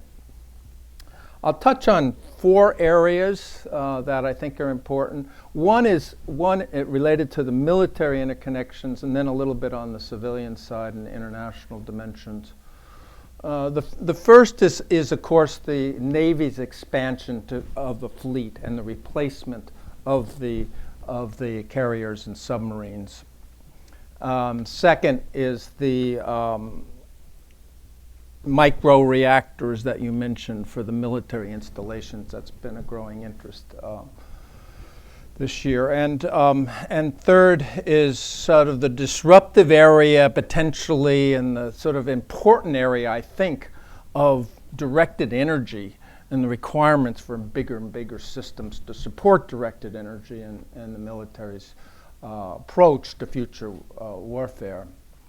And finally, again, just a little bit on the international deployment of SMRs, which we could talk about a lot. Clearly, we're seeing geopolitical developments as well as technological developments that are changing the defense strategy and future warfare projections. And we only have to look to the drone attack in Saudi Arabia to key installations to see one dimension of what that could mean. But there's a lot of concern about hypersonics, missiles that can attack the submarine, aircraft carriers, the Chinese so-called carrier killer missiles. And we see also, I think, as articulated in the national security and defense strategies, clear challenge from China and Russia, whether it's the Arctic that we talked about, whether it's Middle East, South China Sea, etc. And this gives, in a sense, even greater emphasis to the need to have a modern submarine and aircraft system to project our power and deal with those issues. And so the Navy started this program to replace the Nimitz carriers and to develop the Columbia submarines that are going to be the mainstay of our program, military program over the next years. They are all being designed with much more powerful reactors to meet not only the propulsion needs, but also the other needs that are coming with increased sophistication of electronics in the future. And so tremendous innovation has occurred and will continue to occur as these ships are being built in this area. For instance, the Bechtel's reactors, the A1Bs that are being implemented in the Ford-class carriers have, in a sense, greater capacity, 25% or so, greater power availability, and they are projecting projecting additional electric requirements that in the future that beyond those that are currently being implemented.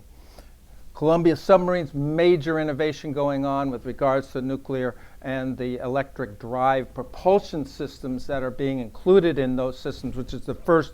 I mean, we've had some before, right, Bill? But we've got a new class that's going to have this more stealthier and more quiet systems.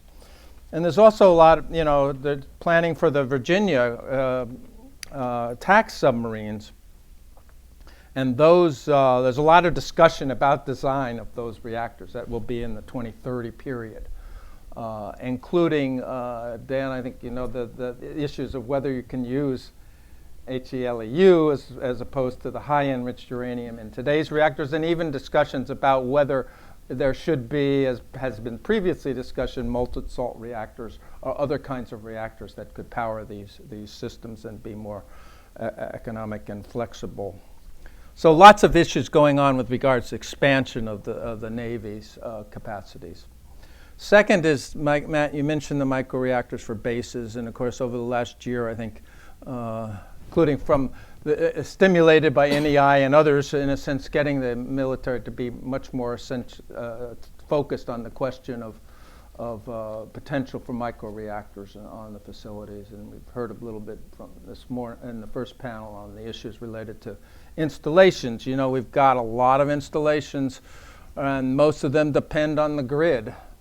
And there's problems of reliability, problems of age of some of these systems, et cetera. And so I think the microreactors are seen as potential. And DOD over the last year has been looking at reactors in the 1 to 10 megawatt range in terms of their solicitation for proposals and information. I mean, that's only a small proportion of the average requirements at the installations.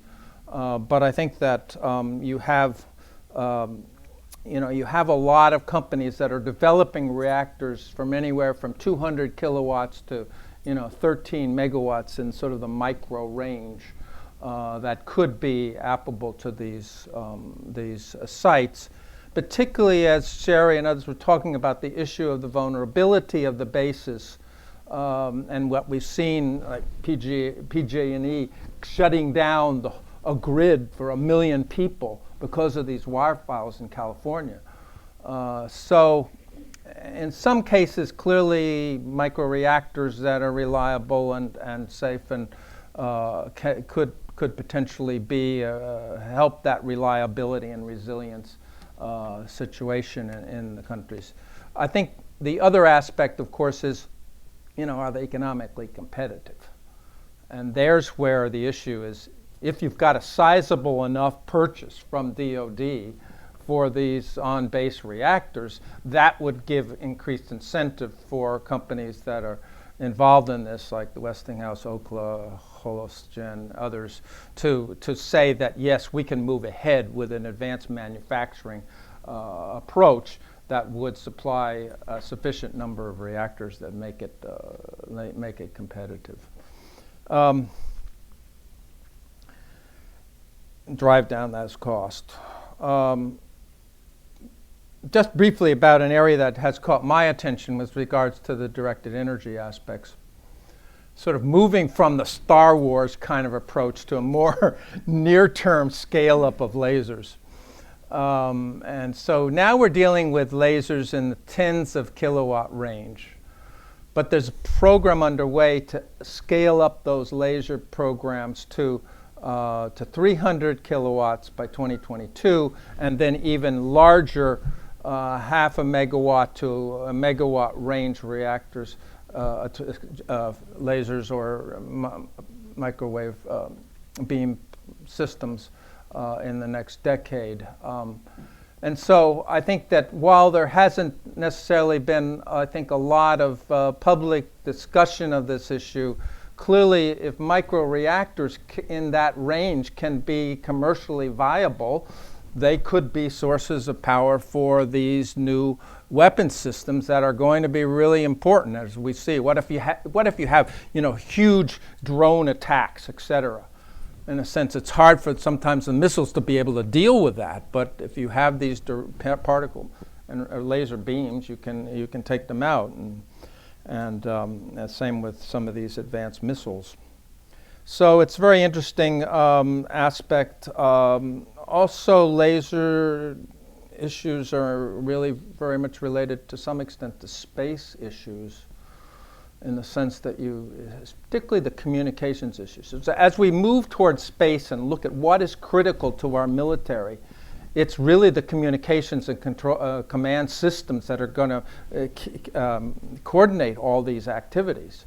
And so laser communications, like we've seen, I don't know if you saw the movie Ad Astra, but they have laser communications in part of the movie.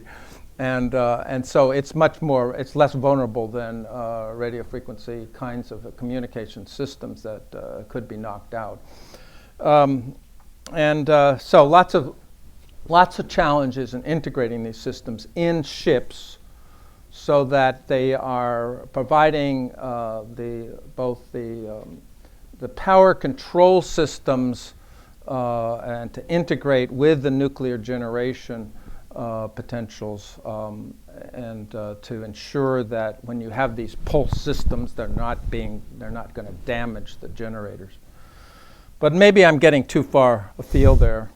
And so I will turn to the last section, which I've been really focusing a lot, is SMRs. Okay, so you've got many companies and countries working on SMRs designs. Can they be commercialized and in what time period? That's a key question, Ambassador Graham, that how can we speed up and see the urgency of, in a sense, developing these technologies in a safe and secure way, an economic way. Major growth markets are in the non-OECD countries. 90% of projected future electricity demand is going to be in that part of the world. That's not to say with the substitution and retirement of coal plants and others in the U.S. there isn't a potential for nuclear to serve that role along with gas and renewables. A lot of countries, most countries now with large reactors have over 20 gigawatts grids. But there are over 70 countries that have grids between 1 and 10 gigawatts. So a reactor in the 300 megawatt range can fit nicely into those systems. Problems, as we discussed, is the regulatory governance and other environment in a lot of those countries is a real concern. So as we develop these new technologies and try to compete with the Chinese and others that are doing that, we've got to really focus on that question of our engagement with countries to create that enabling environment, so that in a sense that we're not opening up a Pandora's box here, or a dangerous Pandora box, where we're trying to promote these reactors around the world that undercut our non-proliferation and safety objectives.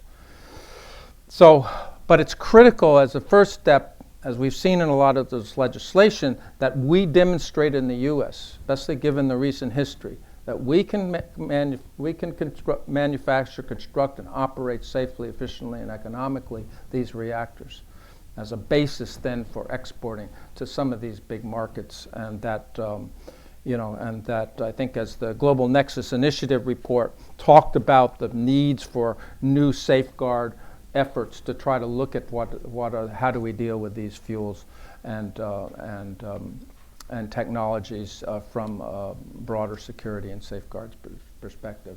And last but not least, I think obviously acceptance is critical, and that's going to be a big challenge here and overseas, but also the financing aspect.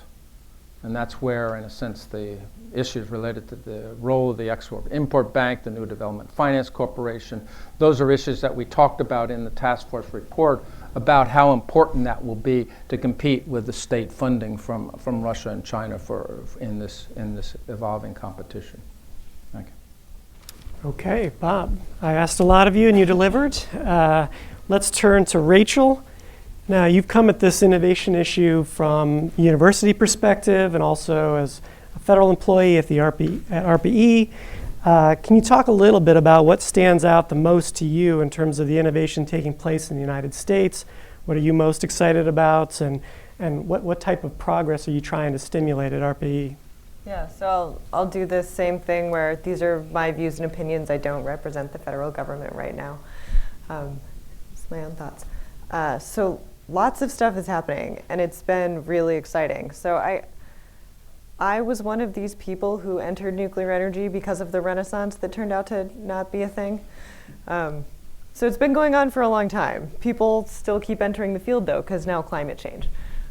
So fortunately, there was a bigger thing to worry about than the renaissance not working to keep people in joining nuclear engineering. But as this narrative about innovation and new companies is spreading, people are getting a lot more interested in it. So 10 years ago, it was not a discussion. 5 years ago, it started to be a really big discussion. And now, increasingly, nuclear energy and nuclear innovation and nuclear startups and sort of this lexicon that is drawing people into tech is starting to come into the nuclear space too. And that, I think, is a revolution, really. It's nuclear starting to feel as exciting as it did in the early days of nuclear. And now you have people from other sectors starting to be like, what is that thing that's happening over there? That looks like it might be interesting. And so I think what I'm actually most excited about is that the things that are happening in nuclear are starting to be important enough that other people are starting to pay attention, and it's not just the nuclear community talking to itself. And so inside of that, you get more interdisciplinary teams, you get more interdisciplinary projects, you start having people focus on economics and finance, and you start having people really thinking about what if, to solve this climate change problem, we just had to make a product someone wanted to buy? What would that look like? How do we do that?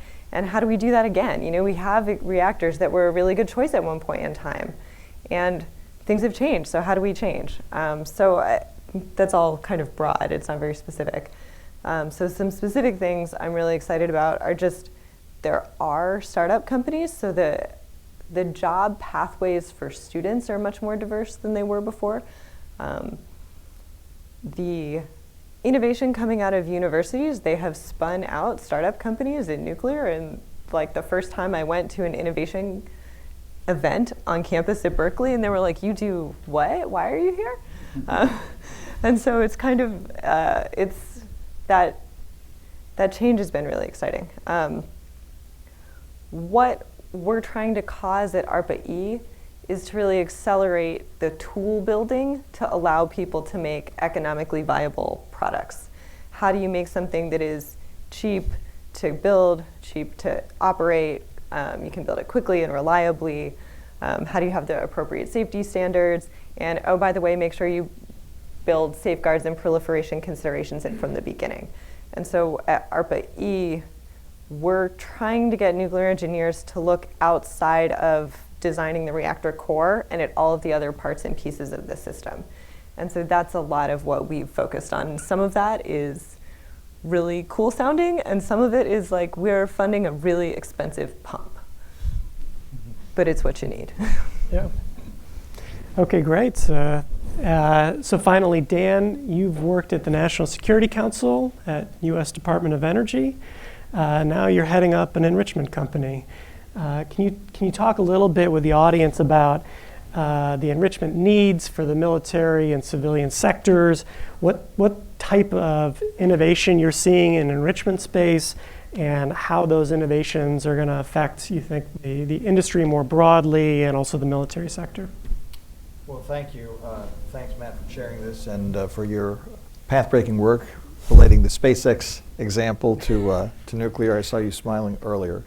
And I want to also thank and commend the Atlantic Council for the just tremendous work that they have done in this area and the leadership they've shown, and Ambassador Graham and Ambassador Morningstar and Jennifer. So it's been terrific. And I've never seen anybody turn out a more prodigious work product than Bob Eichord did on that. So, good on you. And just one additional word about my other colleagues, then I'll come to the direct response. What Seth Gray was talking about in terms of the fuel forms that he's working on has potentially such a prodigious effect on what we all hope for nuclear in terms of addressing climate change, because these fuel forms, if they work out the way Seth is planning to have them work out, would enable a lot of reactors that now stand at risk to stay on the grid. And we are just suffering mightily in terms of loss of nuclear power, equating to a loss of carbon-free electricity.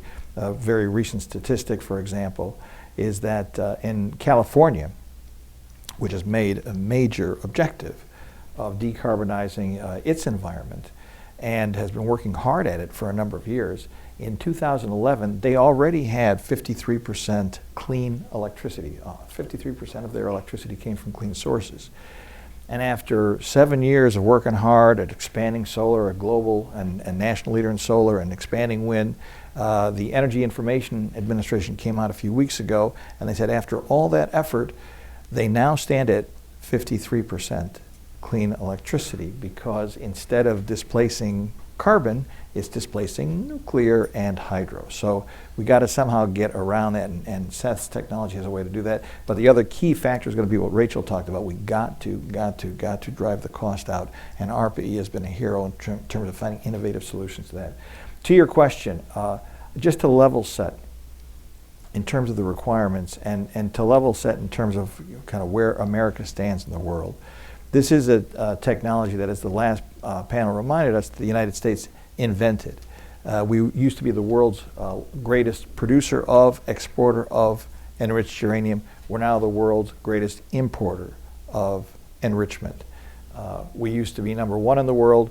We are now behind the following countries: Russia, China, France, the UK, Germany, the Netherlands, Argentina, Brazil, India, Pakistan, Japan, North Korea, and Iran. I doubt that there's anybody here who thinks that's probably the right answer. So to your direct question, why do we need enrichment for national security purposes? There's a multitude of direct uses. As I think most people here know, tritium, which is important to our nuclear arsenal, has 12.5% attrition rate and needs to be replenished from time to time. And that must be done with material that's produced through American enrichment technology. It is not possible to use foreign technology which has peaceful use restrictions against that kind of use, for that purpose. So tritium is one very important need. In due course, even though the country made a lot of highly enriched uranium in years past, the naval reactors, and you heard Bob talking eloquently about the expansion of the naval requirements that you're going to have both with our boomers and our submarines, our attack submarines and the carriers, and other possibilities of, for example, again to cite Bob's point, directed energy based weapons on shipboard.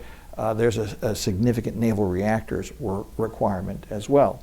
For non-proliferation purposes, the United States for many years has operated a program that has weaned countries off of research reactors that utilize highly enriched uranium, which could be used for weapons, to lower enrichment levels. That's another requirement for, again, American enrichment. And then finally, this very exciting area, which I think has a lot of promise and potential, of the very strong interest emanating out of the Pentagon in micro-nuclear power plants for a variety of deployment options. I won't repeat the things that Bob was talking about a few minutes ago. It's all very important, and then there's space, et cetera, et cetera. So that is the requirement. There's also an overarching requirement, which sometimes gets overlooked, which is, as everyone here knows, uranium enrichment is the most sensitive part of the fuel cycle in terms of potential for diversion to weapons uses. There's also a risk out of the back end of the fuel cycle, but candidly, the place where there's more activity and therefore I think more risk is in the enrichment side. In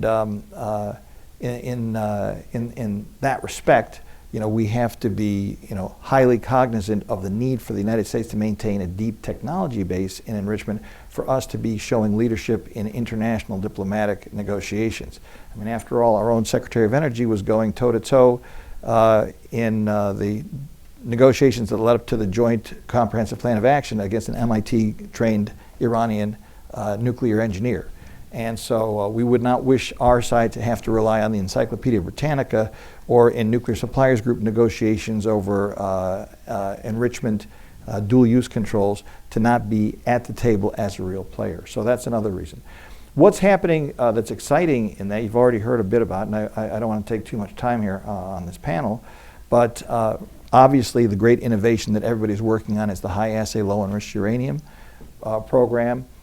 Surveys have shown that something like 80% of the new reactor designs out there require high assay low enriched uranium. We're very proud as a company to be working under a contract with the United States Department of Energy on a cost share basis to deploy 16 of these machines, which would demonstrate the capability to produce 19.75% material in the next 3 years, get that NRC regulated so that the industry will have something to draw upon. One of the many very innovative developers of advanced reactors told me it's a very tough sell when they're trying to sell their new and advanced and exciting micro-reactor designs to say, I've got a great reactor to you, I only wish I could fuel it. And so we think that this program that the United States Department of Energy has supported has a chance to kind of break that chicken and egg problem. We are going to need significant government demand to get this industry started. It's just going to be like the nuclear Navy was in the 1950s, in which a significant demand for national security purposes by the military is able to drive down those initial costs that are challenging in the first of a kind setting so that you have a large enough market base out there so that when you actually go to sell commercial fuel, it's representing a relatively modest percentage of the overall demand which is created by the military. Once that gets kickstarted, I think there's a real prospect for these reactors to pick up a lot more steam, no pun intended.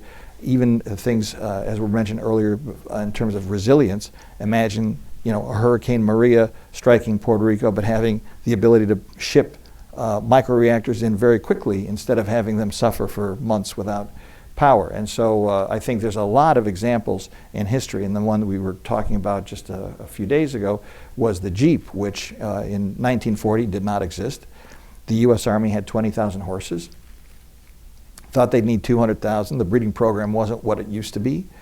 And so in 49 days, they got an RFP out and responded to that produced a prototype design of a Jeep. By 1945, 650,000 had been produced. After the end of the war, the market for military use of the Jeep basically evaporated. There was no commercial market to speak of, and someone noticed that 2/3 of the farms in America still had no tractors. And so Jeeps started to be used to displace draft animals on farms. Last year, 1.8 million sold. So it can happen. That's just one of many examples.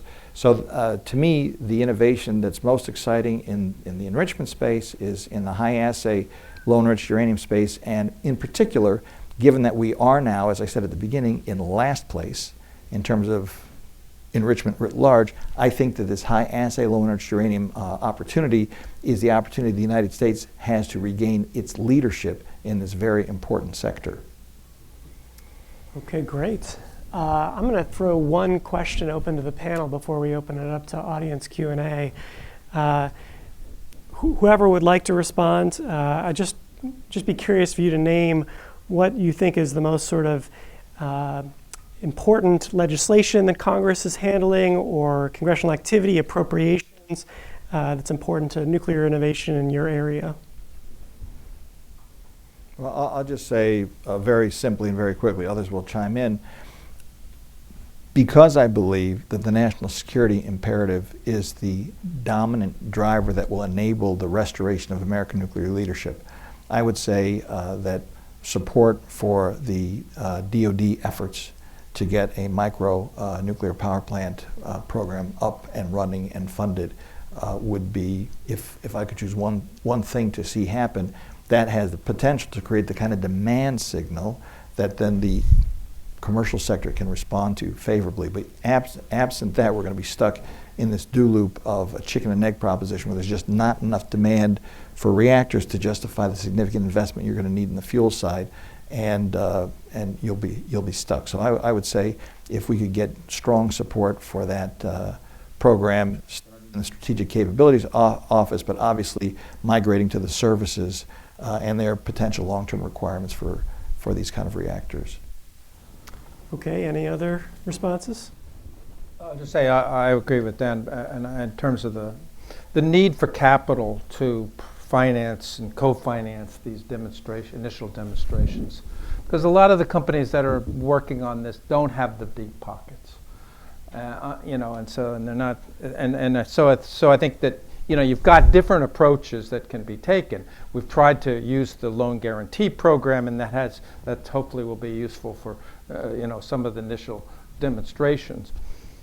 But looking at the non-micro reactor den, because I think the micro reactors have a certain range, but then the issue is, okay, how about the 300 megawatt reactors or some of these advanced reactors that need to be demonstrated quickly and scaled up? And so I think that's where, I mean, having lived through the efforts to finance and stimulate the renewables energy business with the production tax credits, the investment tax credits.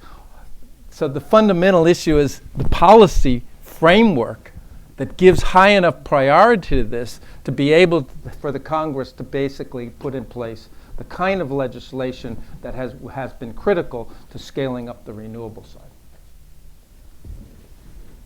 The Advanced Nuclear Fuel Availability Act is a bill that's been introduced in the House, one of many now going through Congress with bipartisan support. It calls for producing and stockpiling high-assay, low-enriched uranium for commercial use as well as other uses.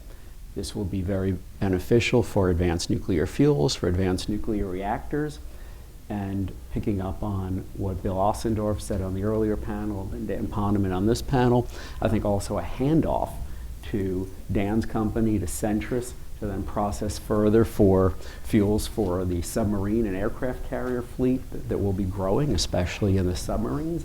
And I think it's very important for national security. I think it's very important for advanced nuclear technology. So I'll say sort of another piece to round out the puzzle is the Nuclear Energy Leadership Act. So you need all of these pieces. You need the fuel, you need the demand from DoD, and you need the ability to build demonstration facilities to get some of these other larger size things de-risked. And the versatile test reactor actually over the line so that we can do all the testing that we need. So I think that's another important piece. Okay, great. With that, why don't we open it up to audience Q&A? As Jennifer said, if you could wait for the microphone to come over and then state your name and affiliation. Do we have any questions?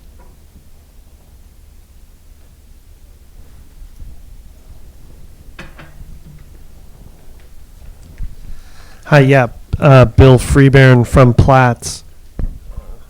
Not sure if that's working. Okay. When we talk about the microreactors, there's been some suggestion that Department of Defense might be interested in them. Does anyone have an update on where they stand and whether DOE or DOD could be in a position to select or throw some money at this area? So the Strategic Capabilities Office had a request for proposals, and they've made selections, but they're not announced yet.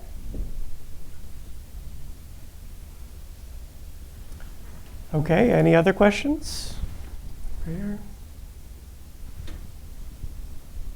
Following up on that, Dorothy Robine, former Deputy Undersecretary for Installations and Environment in the Department of Defense. There's two very different conversations going on in DoD with respect to very small modular reactors. One is on fixed installations, and I think that's proceeding. It's proceeding slowly, but I think that will happen. DoD will be a customer. I think the military views those sort of reactors as a nice to have as opposed to a must have, as opposed to a microgrid or stationary storage, which is a must have. The more interesting but also controversial debate is going on with respect to putting microreactors on forward operating bases, and that's where the Strategic Capabilities Office, RFI, comes in. There's a lot of energy behind that. There's also a lot of controversy over whether we should put those there for safety reasons and other reasons. And my question is whether, let's say that does go ahead, because there is a lot of interest in it, is DoD's requirements for those reactors are quite different from the commercial reactors. Will that technology further the commercial reactors, given DoD's requirements? Yeah, that's a really great question. And the answer is sort of, and it depends on how smart the company is. Because there are some aspects, particularly of supply chain, that will be the same. Some components and some design aspects will be the same, and it really depends on how much these companies are able to make overlapping designs, because there are some really big differences in the performance envelope for a forward operating base compared to what you would want in a commercial setting. And so the jury's still out on like how big of a design impact is that? Because I fund a couple of teams exactly dealing with this challenge, and we're really pushing them to figure out how they can make the most overlap possible. And there are also real IP considerations about what pieces, that if they develop it for SCO, what can they port to a commercial design? And so that's also a really sort of wiggly thing to navigate, is making sure that the IP can be used in a commercial setting. Could I just add one point there? One of the things, Dorothy, that I think is promising in terms of the crosswalk is that because of the sensitivities about the risks of forward deployment, there's a strong attraction to TRISO fuel for its inherent safety characteristics, these very tiny multiply ceramic coated pellets. Those also have a great deal of appeal for advanced commercial. And therefore, I mean, that's a classic case where I think if you got a sufficient demand signal from the Pentagon for that fuel form, it could kickstart and enable much lower cost to be achieved than the commercial market itself would sustain for many, many years yet to come. So, build this significant capability for the military requirement initially. That will, defray the marginal cost of each new tranche that would have to be able to support an emerging commercial market a few years down the line. Okay, Ambassador Morningstar. I want to go back sort of to the policy conundrum that came up earlier. There's clearly a military need for new nuclear energy. There's clearly a need from an environmental standpoint to lower carbon emissions. Yet many are on the far ends of the issues and don't recognize the connection. And I think it was Sherry Goodman that mentioned the event that we had here a couple of years ago with Senators Inhofe and Whitehouse, where Senator Whitehouse clearly recognized the environmental aspect, and Inhofe would have nothing with that. Military alone is not going to solve the environmental problem. Any thoughts on how to bring those two together in a way that will actually jumpstart the entire process? You know, I don't think there necessarily needs to be a philosophical agreement on this point. You know, what I wrote in the recent book I published was people can agree on what to do even if they don't agree on why. So if you're somebody who believes strongly that the United States never should have sacrificed the nuclear leadership we once enjoyed unchallenged, you might support nuclear on those grounds alone. Somebody else who doesn't care about that at all, but has looked at the IPCC report that says we have to basically completely decarbonize power generation by 2050 at a time when electricity demand is going to rise by 100%. 100% decrease in the face of 100% carbon, in the face of 100% increase of demand, will draw you to nuclear energy on those grounds. So it can work even if you don't have Senator Inhofe and Senator Whitehouse agreeing on why. And I think the proof of that is that you had two bipartisan pieces of legislation passed in the last Congress that were both signed into law. So I think the model of that kind of accretion of consensus is possible. Just to briefly follow up, it seems to me the problem is, though, that on the environmental side particularly, that although some recognize the connection, there are too many that are just virulently anti-nuclear.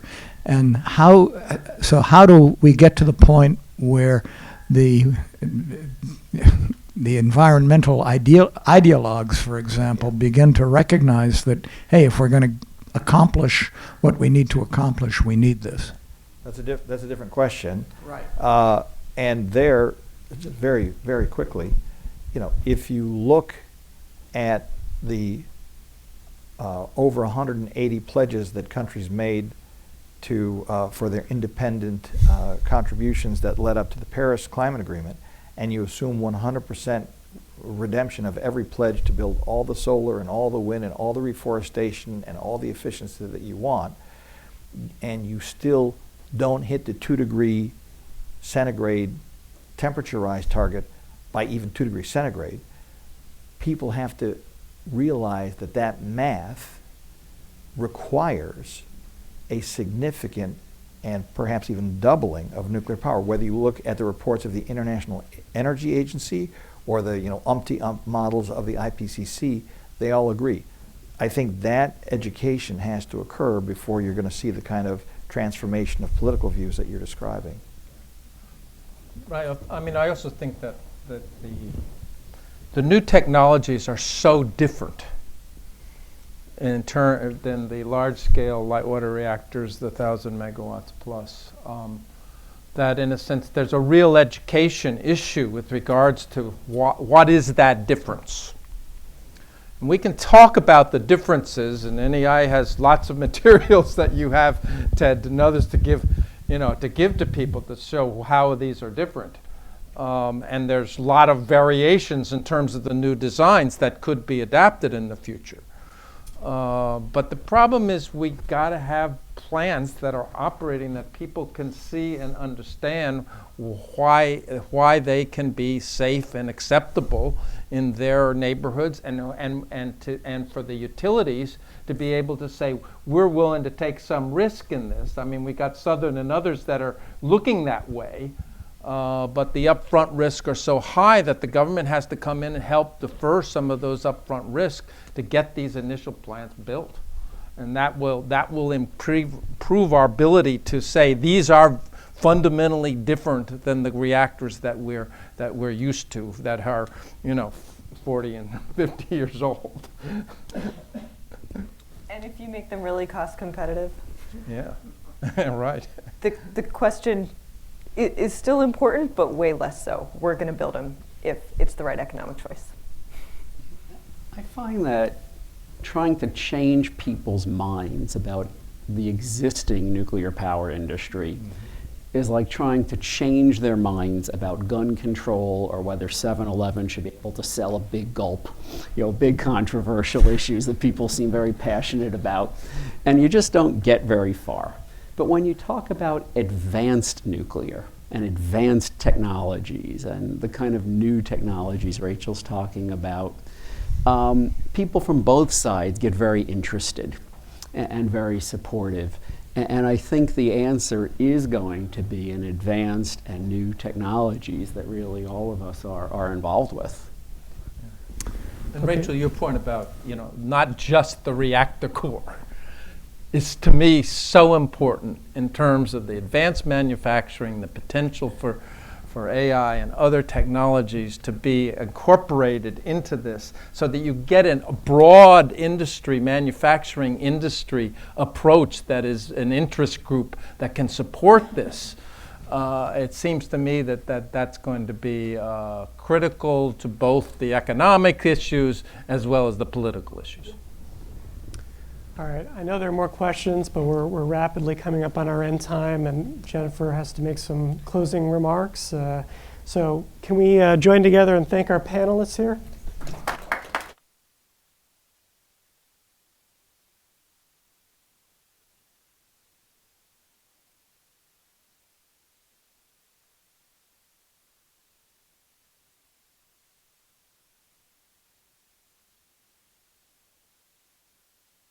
I want to thank you all again for joining us today. I hope that the conversations that we've had today about the critical importance of nuclear energy, both from a national security and environmental security standpoint, will continue. There's an incredible amount of expertise in this room, both that we've seen on the stage and also in this audience. And I hope that we can all carry our work on these issues forward. To those of you who are members of the Nuclear Energy and National Security Coalition, please remember to fill out your surveys if you haven't already, so that we can bring you more programming like this and ensure that it's geared towards your interests. For those interested in joining the Nuclear Energy and National Security Coalition, please let me know. Finally, thank you again to today's speakers, and especially to NRC Executive Director Margie Doan and to Ambassador Thomas Graham and Admiral Richard Meese for co-chairing the Nuclear Energy and National Security Coalition. Thank you also to Randy Bell, who couldn't be here today, for his leadership, and to Randy and Ambassador Morningstar for their vision in recognizing that it was vital for the Global Energy Center at the Atlantic Council to build out a nuclear energy portfolio. Thank you to everyone who helped put today together. Emily Burlinghouse for her work in organizing the event, Becca Hunziker for her work on the issue brief, and I should also thank both Bob Eichord and Bart Oosterveld for writing the issue brief, and Gray Johnson, Mitali Mirle, and Kelsey Henquinet, and the events and AV teams for ensuring that today ran smoothly. I hope to have the opportunity to welcome you all back to the Atlantic Council in the future. Thank you again for your participation today.